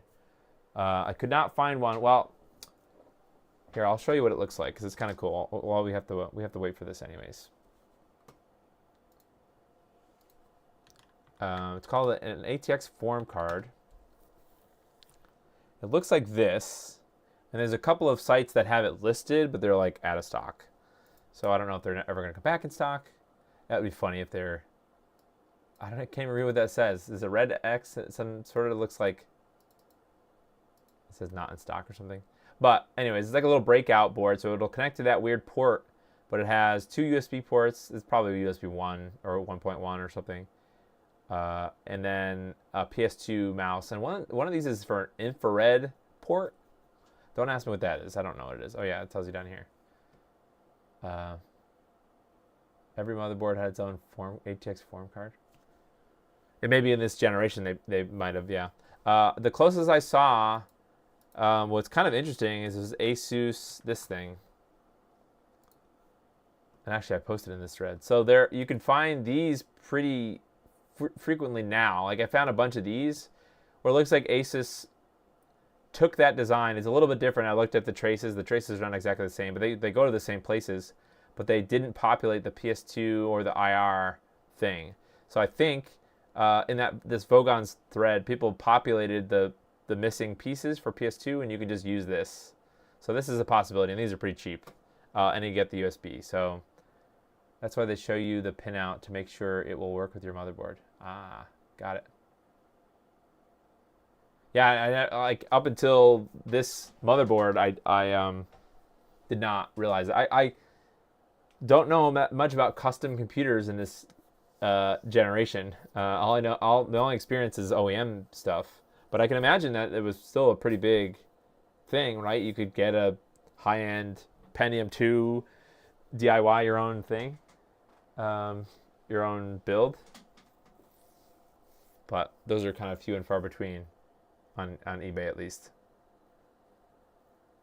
Anyway, so this is a way that, you know, I could get around that. There's a bunch of these on eBay. But I really wanted, and actually people will tell you what the specs are, what the missing components are. I just wanted to, oh yeah, here, this thing. So armed with this, I could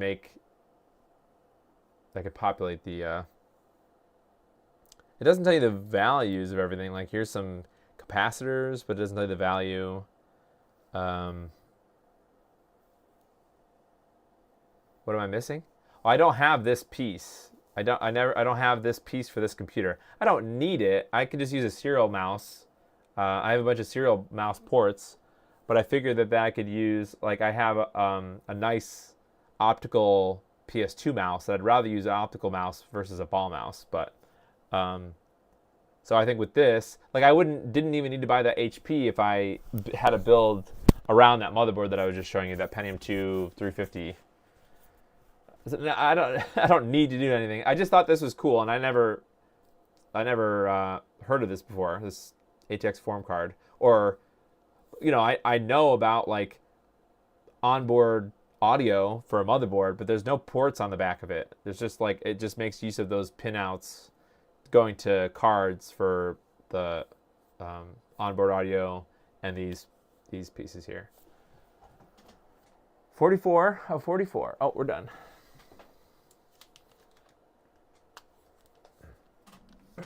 Nice. Okay. So I think that's it for this thing. After successfully installing all the wands, press any button to continue, and then press home button on the Wiimote to exit. Okay. Okay, now we can get into USB loader. Set external hard drive partition style to MBR? No. The rest of the guide is performed on your computer in order to set up the USB loader. Also note that FAT32 SD cards can optionally be used in place. That's what I want to do. Okay. Mini tool, partition wizard, no. Disk management, no. Okay, I already formatted it, so I don't need to do that anymore. Partition format, I don't think I need to do it. Okay, manage game backups. Backup manager. Oh. So I might have to use, so I'm not going to super talk about a lot of piracy things. You can figure that out on your own. I'm not going to tell you not to do it. But, you know, what's interesting is while I feel like Nintendo gets the most upset when people pirate their software and things, it's also the most pleasant. They're also the most pleasant consoles to work on to pirate, I guess I should say, because there's always the homebrew scene is amazing. There's always 1,000 utilities that like you can automatically like format the file names and like grab the artwork and like the disk artwork and stuff, and then like it automatically copies that stuff to your SD card. I think that's what this Wii Backup Manager is. So if you had a big Wii library too, this stuff helps you. If you don't want to keep using the disks, you can just, you know, load them in the Wii. I think you can do it directly from the Wii using that USB Loader GX. Yeah, it tells you right here. Actually, there's a section right here how to backup original disks. So that's a good intention, you know, if you have a big library and you just want to not use your disks for a bit. So you can also get a good PCI-based USB. So I have one. Well, for my Pentium, I don't have it with. I bought a PCI USB 2 card, but I think it depends. Like, so that my Pentium, my original Pentium that I have is that Gateway 2000. It has a semi-restrictive BIOS, right? It doesn't like large hard drives. Large meaning I bought when I installed Windows on that computer, I used the compact flash to IDE, and it was only like 32 gigabytes. The max I think that you can load on Windows 98 is 120 or something, is like the max that operating system can handle. But it's the hardware, it's the actual motherboard BIOS. So actually Leon was saying that I do think there is a Mr. BIOS for that motherboard, and that might help alleviate some of those restrictions. Anyways, it didn't recognize that USB card. Even with the drivers, it didn't detect it. So I feel like that motherboard BIOS didn't like the USB 2. But that's golden. Like, that's why I think that this Pentium 2 is going to be a really nice setup, because it does have USB. I'm not talking about this motherboard here. I'm talking about the HP Kayak that I bought. Also has, so USB ports is awesome. That means you can pretty much bypass, well, I have a Windows 98 boot CD, not a floppy, but I made a CD for it, because you need a Windows 98 boot disk to format the hard drive. So even if you had everything set up, you would still not be able to boot anything off of your blank hard drive until you'd use a Windows 98 boot disk. But with the USB, you don't even need to use a disk. You can use you can boot from the USB port. So it's like, it alleviates a lot of stuff that you really don't need anymore. Like, you don't need a floppy drive, or even like something like a flash floppy, which I've been kind of obsessed with lately, because it's just so versatile with, able to load, your boot drives and things. Like, you don't need physical media to get a vintage computer up and running. So that's why I'm kind of going bananas for these flash floppies. But USB is even better, because you don't even need to go through this effort. You can just boot right to the disk, the USB. So yeah, I'm thinking. So I've also read that there's different. The actual USB cards have different chipset manufacturers. There's I think the one I have is an NEC or something, but there's other ones that are like, I don't know. There's different ones, and they have different compatibility ranges. So, yeah, it's still possible. Yeah, Belmont, I like your black flag thing. So I don't know if I'm going to get much further tonight. I guess I can go back into that. That was all the soft modding parts. Now it's up to, so if you're following what I'm doing, after you follow your ModMii guide, you can figure out USB loader GX, which, if I go back here, no, not here. Huh? My Waggler's not showing up. What the heck? That's weird. Well, let's restart. There's a Vogon's project that allows you to use PS2 mice on old serial-only computers. It has a small controller that emulates a Logitech. Ooh, is it? Yeah, you have to. Avaya, yes, Vincent, that's what I was trying to think of. Avaya is the other one. I have an NEC one that didn't work. So I know on AliExpress you can like.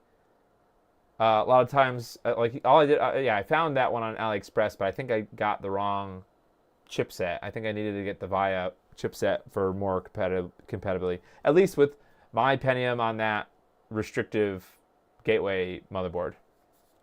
Yeah, but having a custom motherboard like that, it might not have the same restrictions.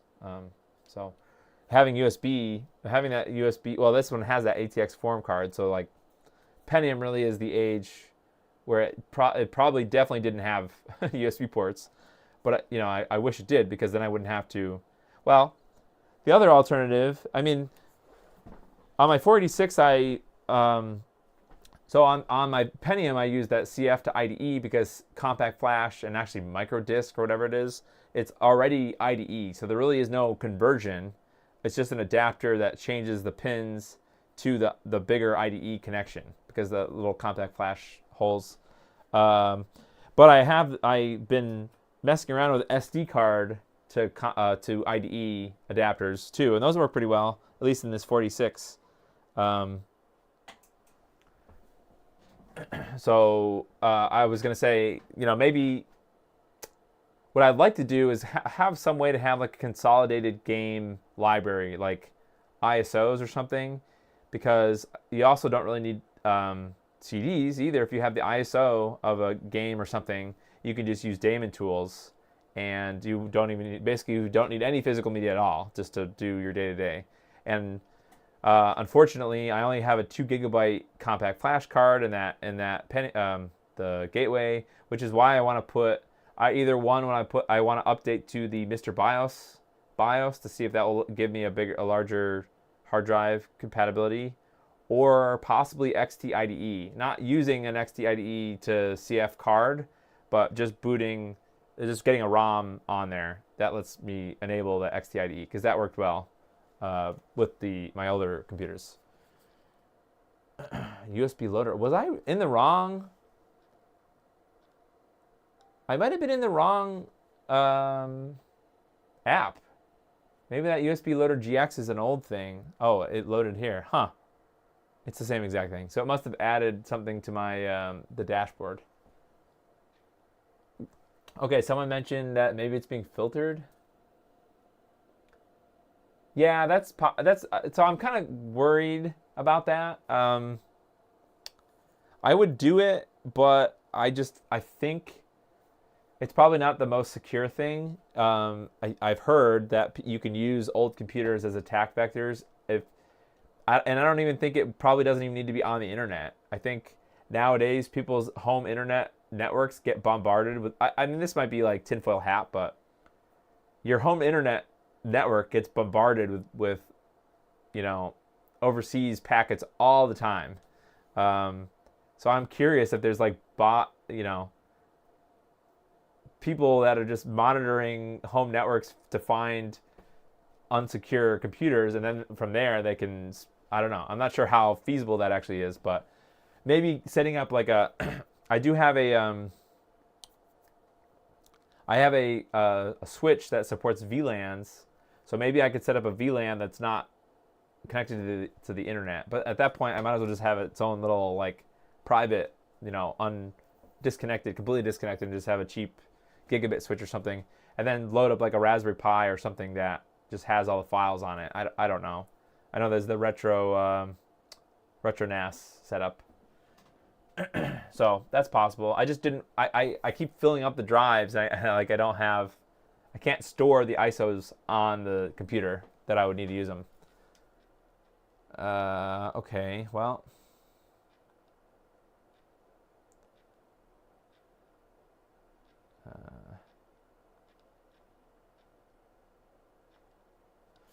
Oh, here we go. Yeah, this title thing.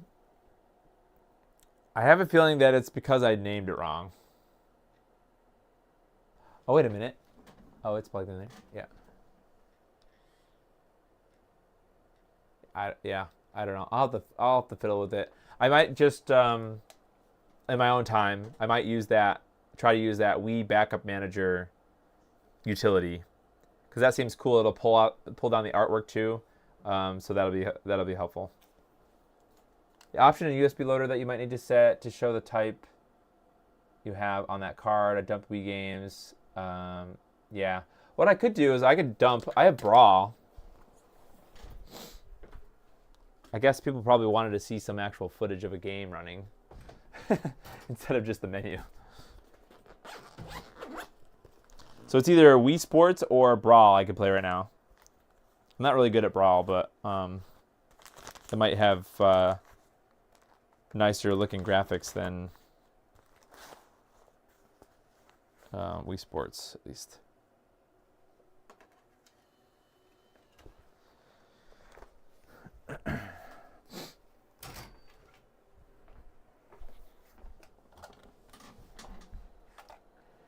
Yeah, it was a WBFS file, the Mario Galaxy I was trying to play, but I don't think it needs the title ID in the title of the file, and I didn't do that. So, yeah. But I can maybe rip. I don't know how long it's gonna take. I can either rip this one or play it. How do I do that though?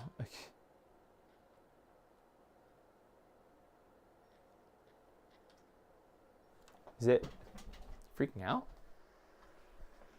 Oh, it's seeking. Oh, did that.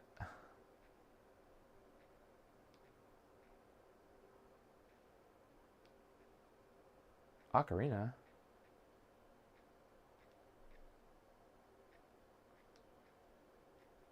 I don't know what Ocarina means. Game load?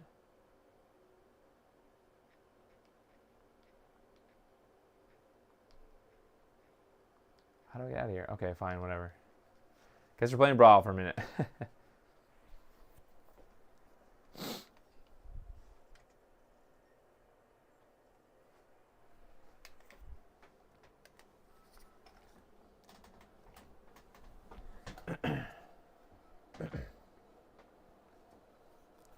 Oh, get your Wii condom and your strap.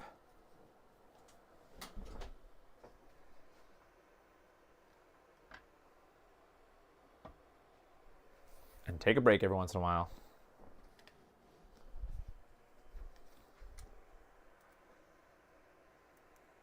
It looks pretty sharp on my screen here.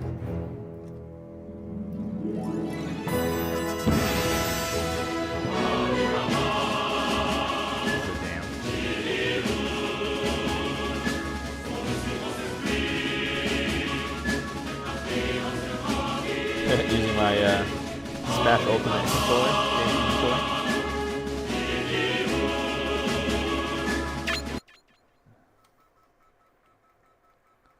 Ooh, that disk drive is seeking. It's seeking.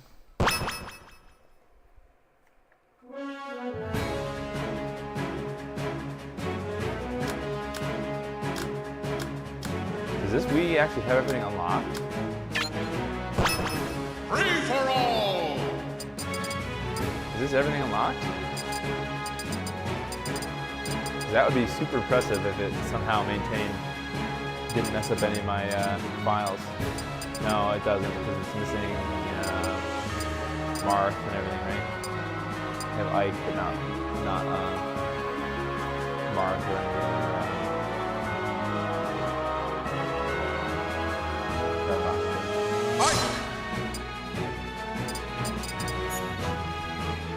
I don't have that, man. I found what it said.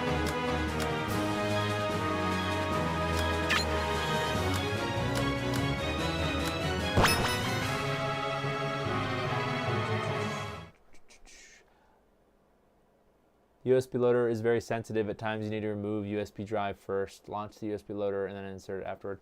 Well, it's all from the SD card. I don't have a. It actually says that the SD card has marginally better performance, but oh look, it has my name. See, this is what this is my initials from when I used to play. What? Oh, here, you dingus.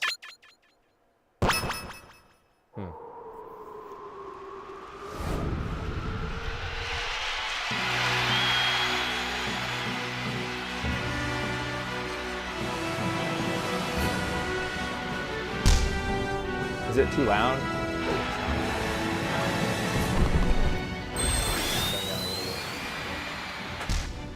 It's possible to play AAA games with the controller. It's not motion based. Some games are compatible with the GameCube controller, I think. Like this game is compatible with the GameCube controller.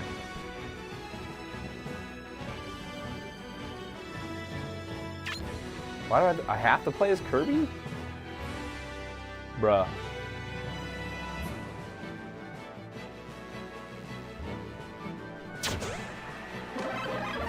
I don't... Why am I a computer player? Oh, I'm not. I just don't play Mario that much.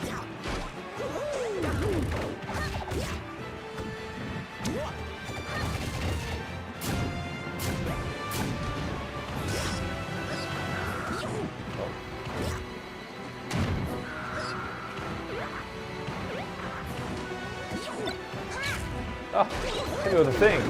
Spring thing.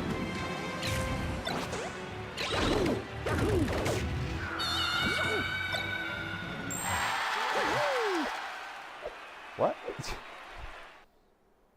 WBFS folder, Super Mario Galaxy. Oh, nice. What is the dash part for? Is that supposed to be all that?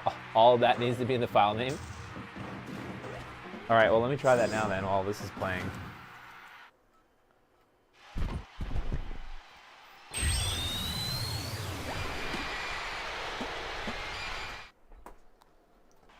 That whole thing needs to be the file name.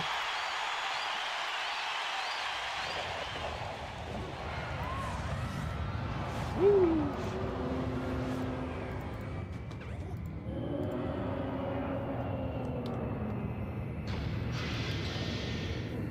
Oh, I can't do the arrow, so maybe it just needs to be the title in the brackets. Maybe that's fine.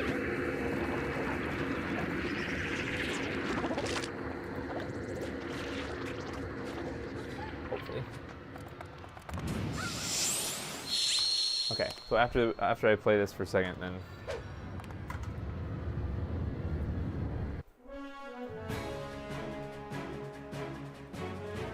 Oh, wait, this is where I can select a character or something?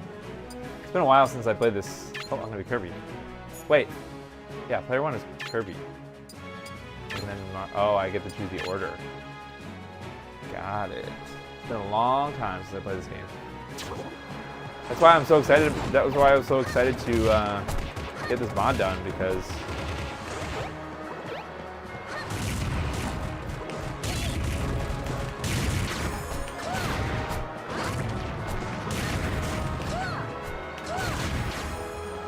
what the heck, man?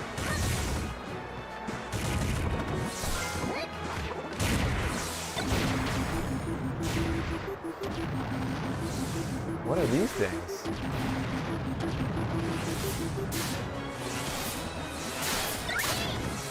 I don't understand what this is.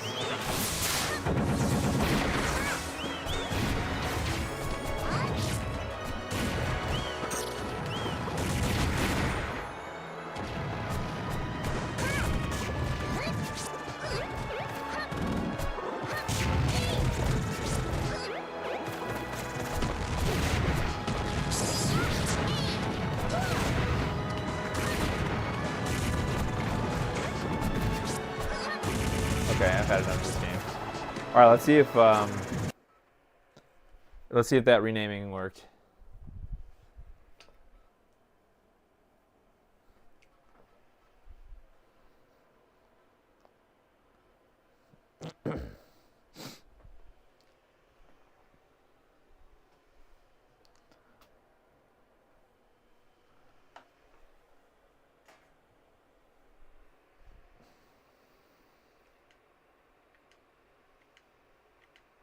Oh, did this just go back to, excuse me, the beginning of the game? Jeez.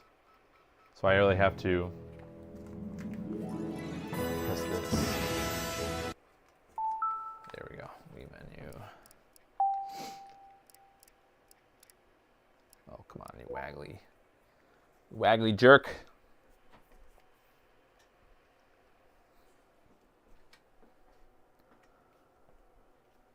All right. USB loader.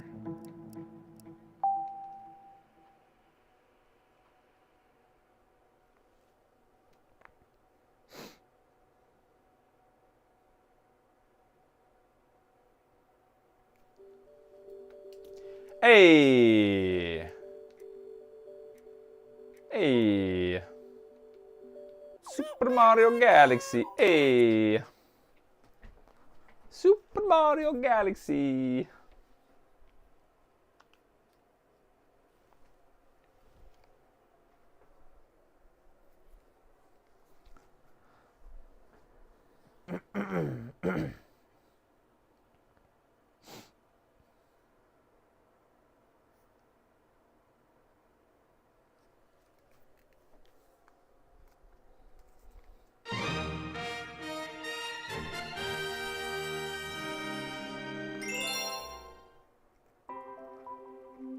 Yes.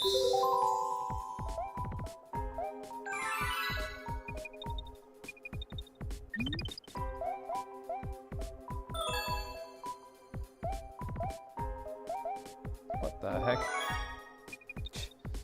Must be some kind of a reflection that.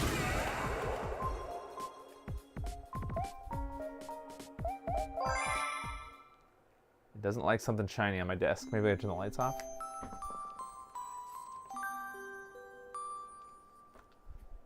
Yeah, I knew it was something with the name of the file. Just didn't know. Couldn't guess the title ID off the top of my head. It looks pretty good. I mean, I don't think the Wii output looks that great, but definitely looks pretty good for the most part.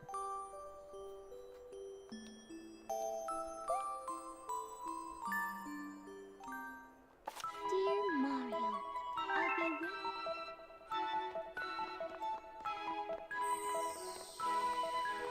Mario's just spaced out.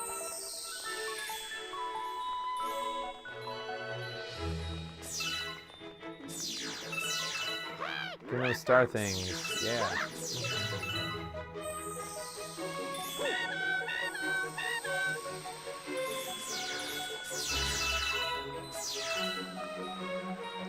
Maybe I'll play this with my son.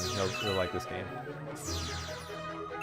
Maybe. He'll like doing this thing with the Wiimote.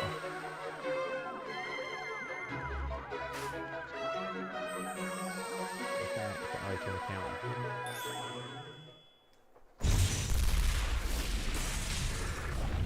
It scales to 1080p. It won't. No, I have this connected to the RetroTink 4K, so it would just do 480p output from the just the mod itself, like any other PC video mod.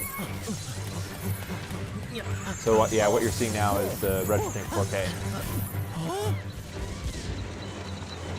Yeah, so it'll only do up to 480p, which is the max resolution through the HDMI port. So like if you try to connect it, and that's why there's a bunch of. If you go on the AVE-HDMI website, it will say sometimes like certain TVs might not be compatible with it. Well, actually, you know what? Just for ha-has, do you guys want me to try to see if it will work on my LG OLED without the scaler? I won't be able to capture it, but we can at least see if it works. So let me do this.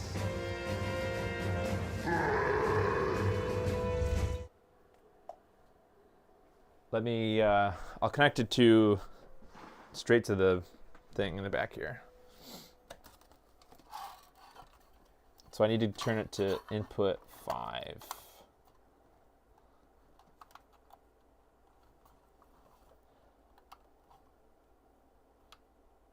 Huh? Stupid HDMI thing. Okay. All right, so input 5. Hey. Ugh. It stretches it to 16 by 9. Wrong remote. Yeah, so this is where you would have to go in, and this is what Try was talking about. If you try to do like switch to 4x3, it adds latency on the C2 OLED. That's why he went with the C1 OLED, is because there's some latency in the 4K mode, or the 4x3 mode, I mean. Where is that? Up here, maybe? No, not that.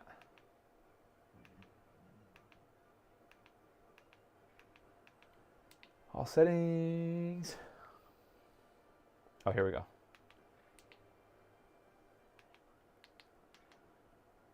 No.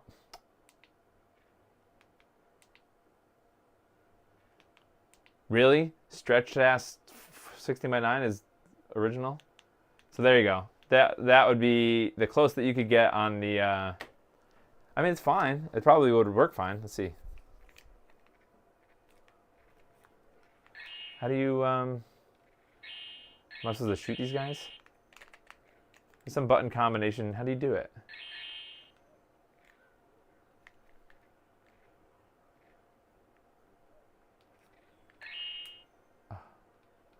I'm supposed to be shooting these guys or something. I don't know.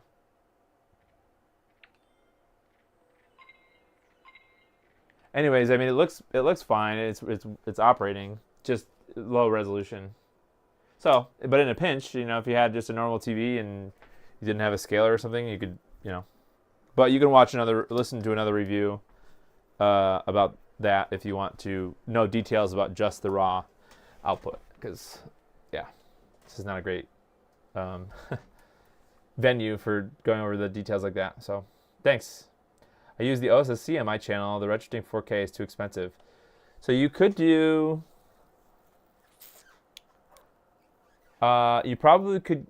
I think you can just do VGA directly into the OSSC. Or not VGA.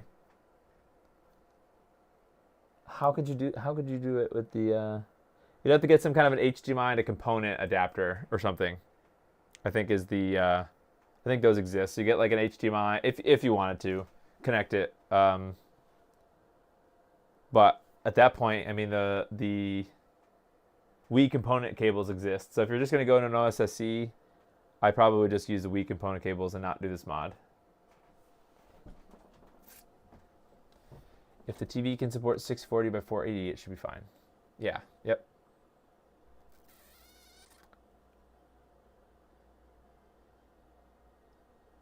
Yeah, component, that would work, right? Component video in the OSSC.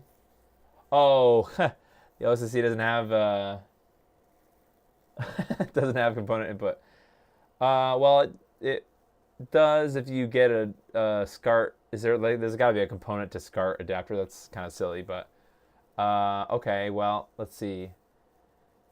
I don't know if there are SCART cables readily available. Let's see. Does RetroAccess?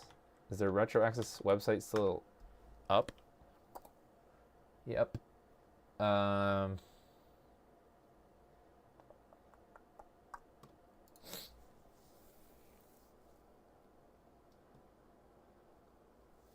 that one's only compatible with GCHD. Wii Dual.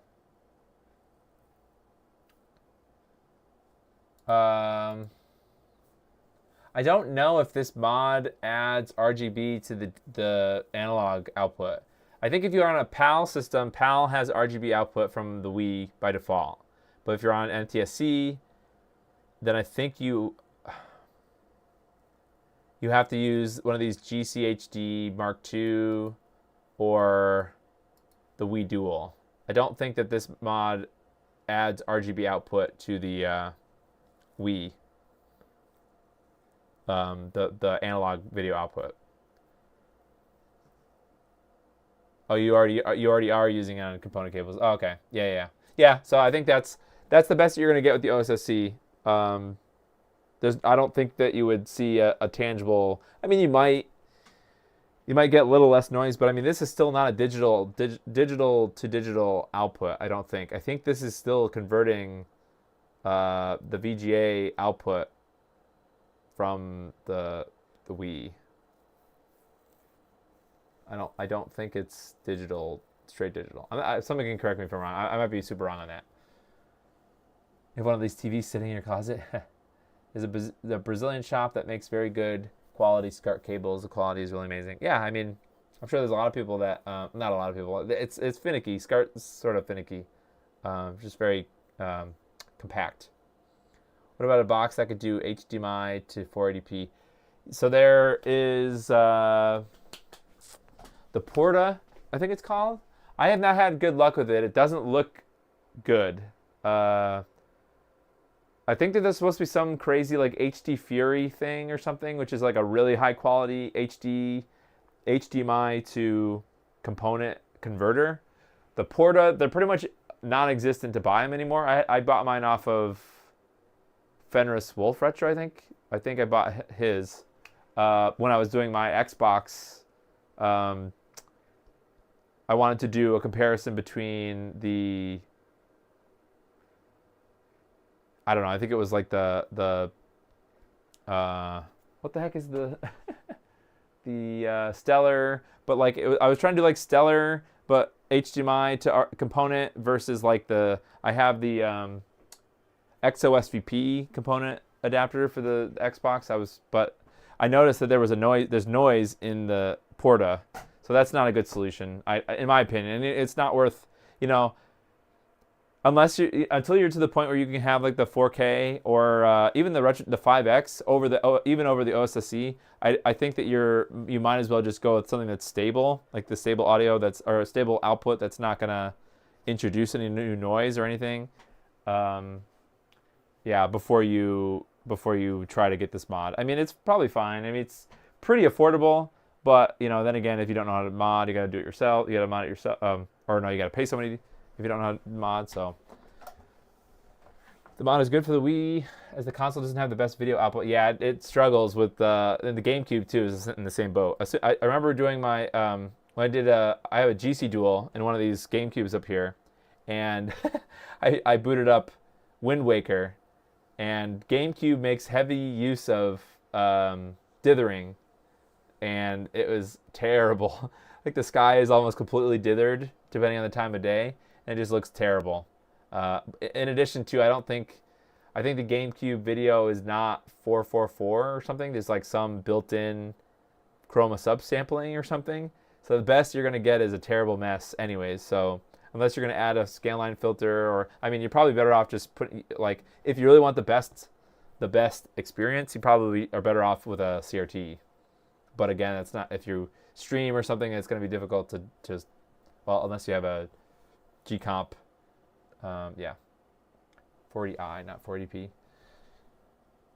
Well, it would do 480p, because you can enable 480p. Yeah. GameCube digital port is much better. I mean, it's just it's the limitation of the hardware. You can't get better. You won't make it better than the probably the best way that you'll see, which is, some people might think it's artificial, it's but you could definitely get Dolphin, and you could do 4K emulation. So that'll beat the pants off of anything that's even upscaled, probably. Yeah.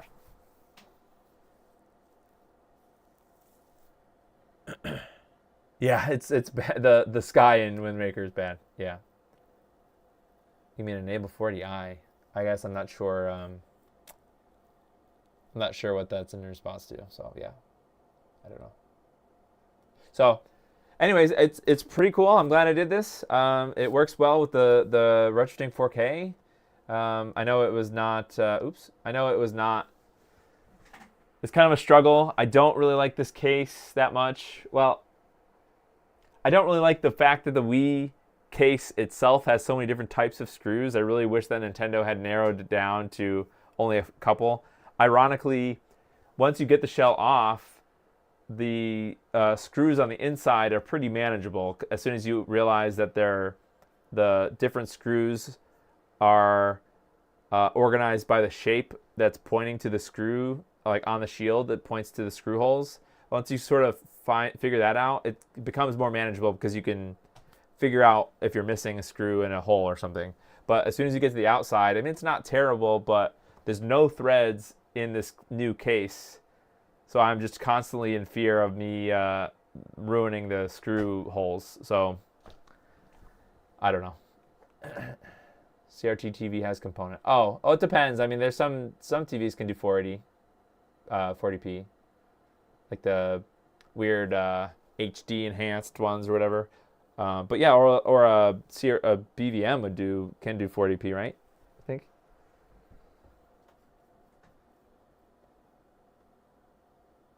Oh, I see. Yeah, gotcha. All right. Thanks everybody. Thanks for watching the stream tonight. What's today? Today's Wednesday. On Sunday, we're gonna start the version 2, like I already talked about, of the PicoGus, which is a retro computer sound card. But that one's going to be kind of a challenge. And thankfully, I have my microscope here now, because I'll have to use hot air to solder the Raspberry Pi RP2040 chip. That's, yeah. I think it'll be fine, but it'll be kind of a hard thing to juggle because you have to have the board up, and I'm going to try to do hot air from below it. So that's my next project, Erico, is that sound card. But after that, I mean, I've got a bunch of stuff. If you have something that you want to see me do, I have a live stream where I talked about the mods I haven't done yet. So if you are interested in projects that I have in my backlog, because I have a bunch. I have these 2 boxes back here. Actually, this container, this plastic container here is filled with some things. I have a different Wii HDMI mod in there from Artemis. Still have, or no, not the Artemis one, a different one. I don't know, in here. And a bunch of other stuff. So if you want to know what's in there, look at that thing. But I got a big haul from Bonzo. I've got a new shell and some upgrades for the open source cart reader. I've got the laminated Game Boy Pocket IPS screen to transfer my what is that? The Pocket Color build into. So go watch that. More cat. Yeah, she's got a mind of her own at this time. PM the cat. Can you use Flipper on Wii, or is it GameCube only? Can you use Flipper? Ask about the Flipper.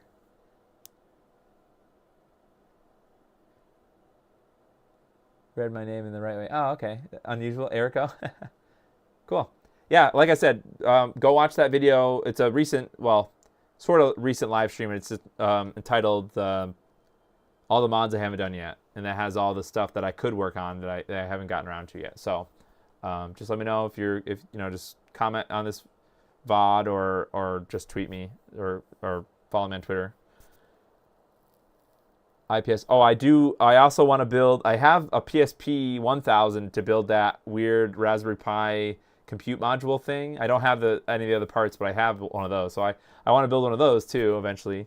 So there's so many things to build. And if you find any projects or whatever that you think are cool that you don't think I would have heard about yet, or even like stuff that Bob, you don't see Bob covering or something, that's the stuff I like to do. I like to do I like challenging myself with soldering, and I like exposing cool projects that don't have a lot of publicity, I guess.